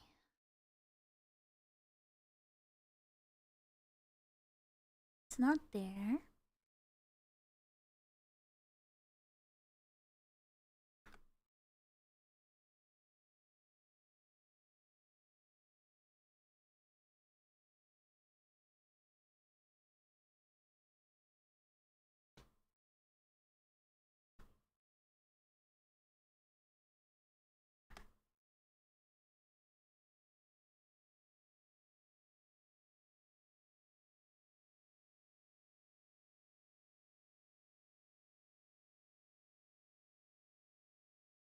Look under MISC?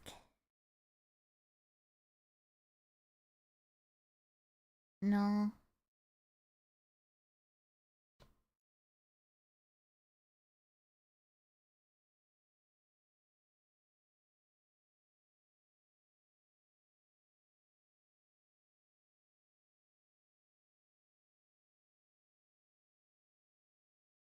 Hmm.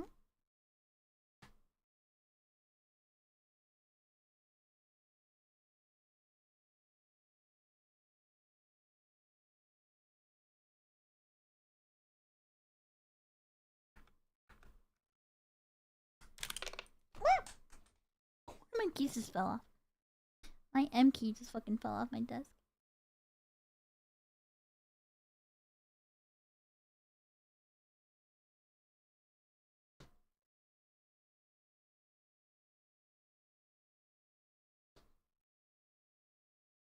Yeah, I can't really find it. So.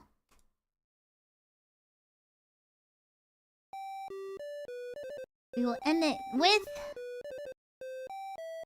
the Prosper song. Thank you everybody for joining me. Thank you for hanging out with me today. Thank you for coming here to learn a bit about templeOS and just learning a little bit more about this kind of stuff. This is a little different than my usual streams. Oh, it's MISC. Oh, it's test suite. Oh, wow. We'll see.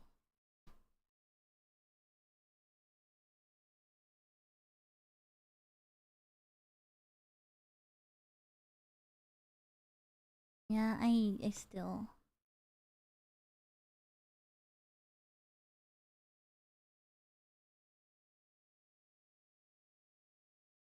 Yeah, I don't know. I don't know. It's fine. It's whatever. It's whatever. Yeah, we'll do this again next year on Easter. Thank you so much for joining me, you guys. Thank you so much for watching.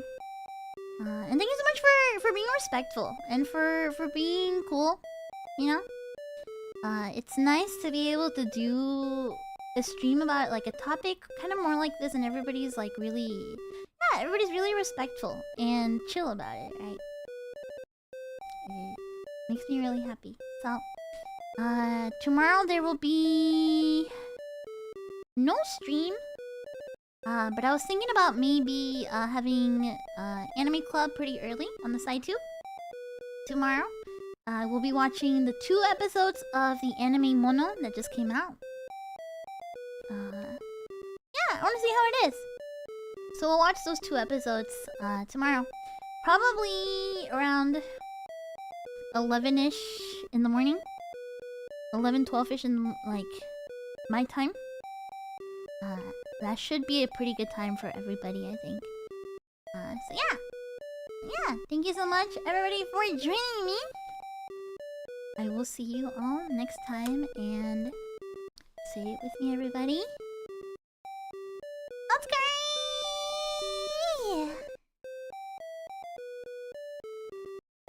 Goodbye.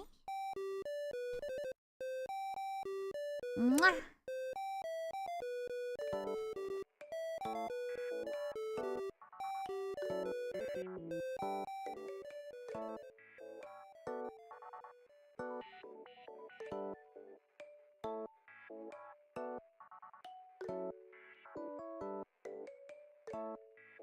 Bye. Mwah. Happy Easter and happy 420. Bye.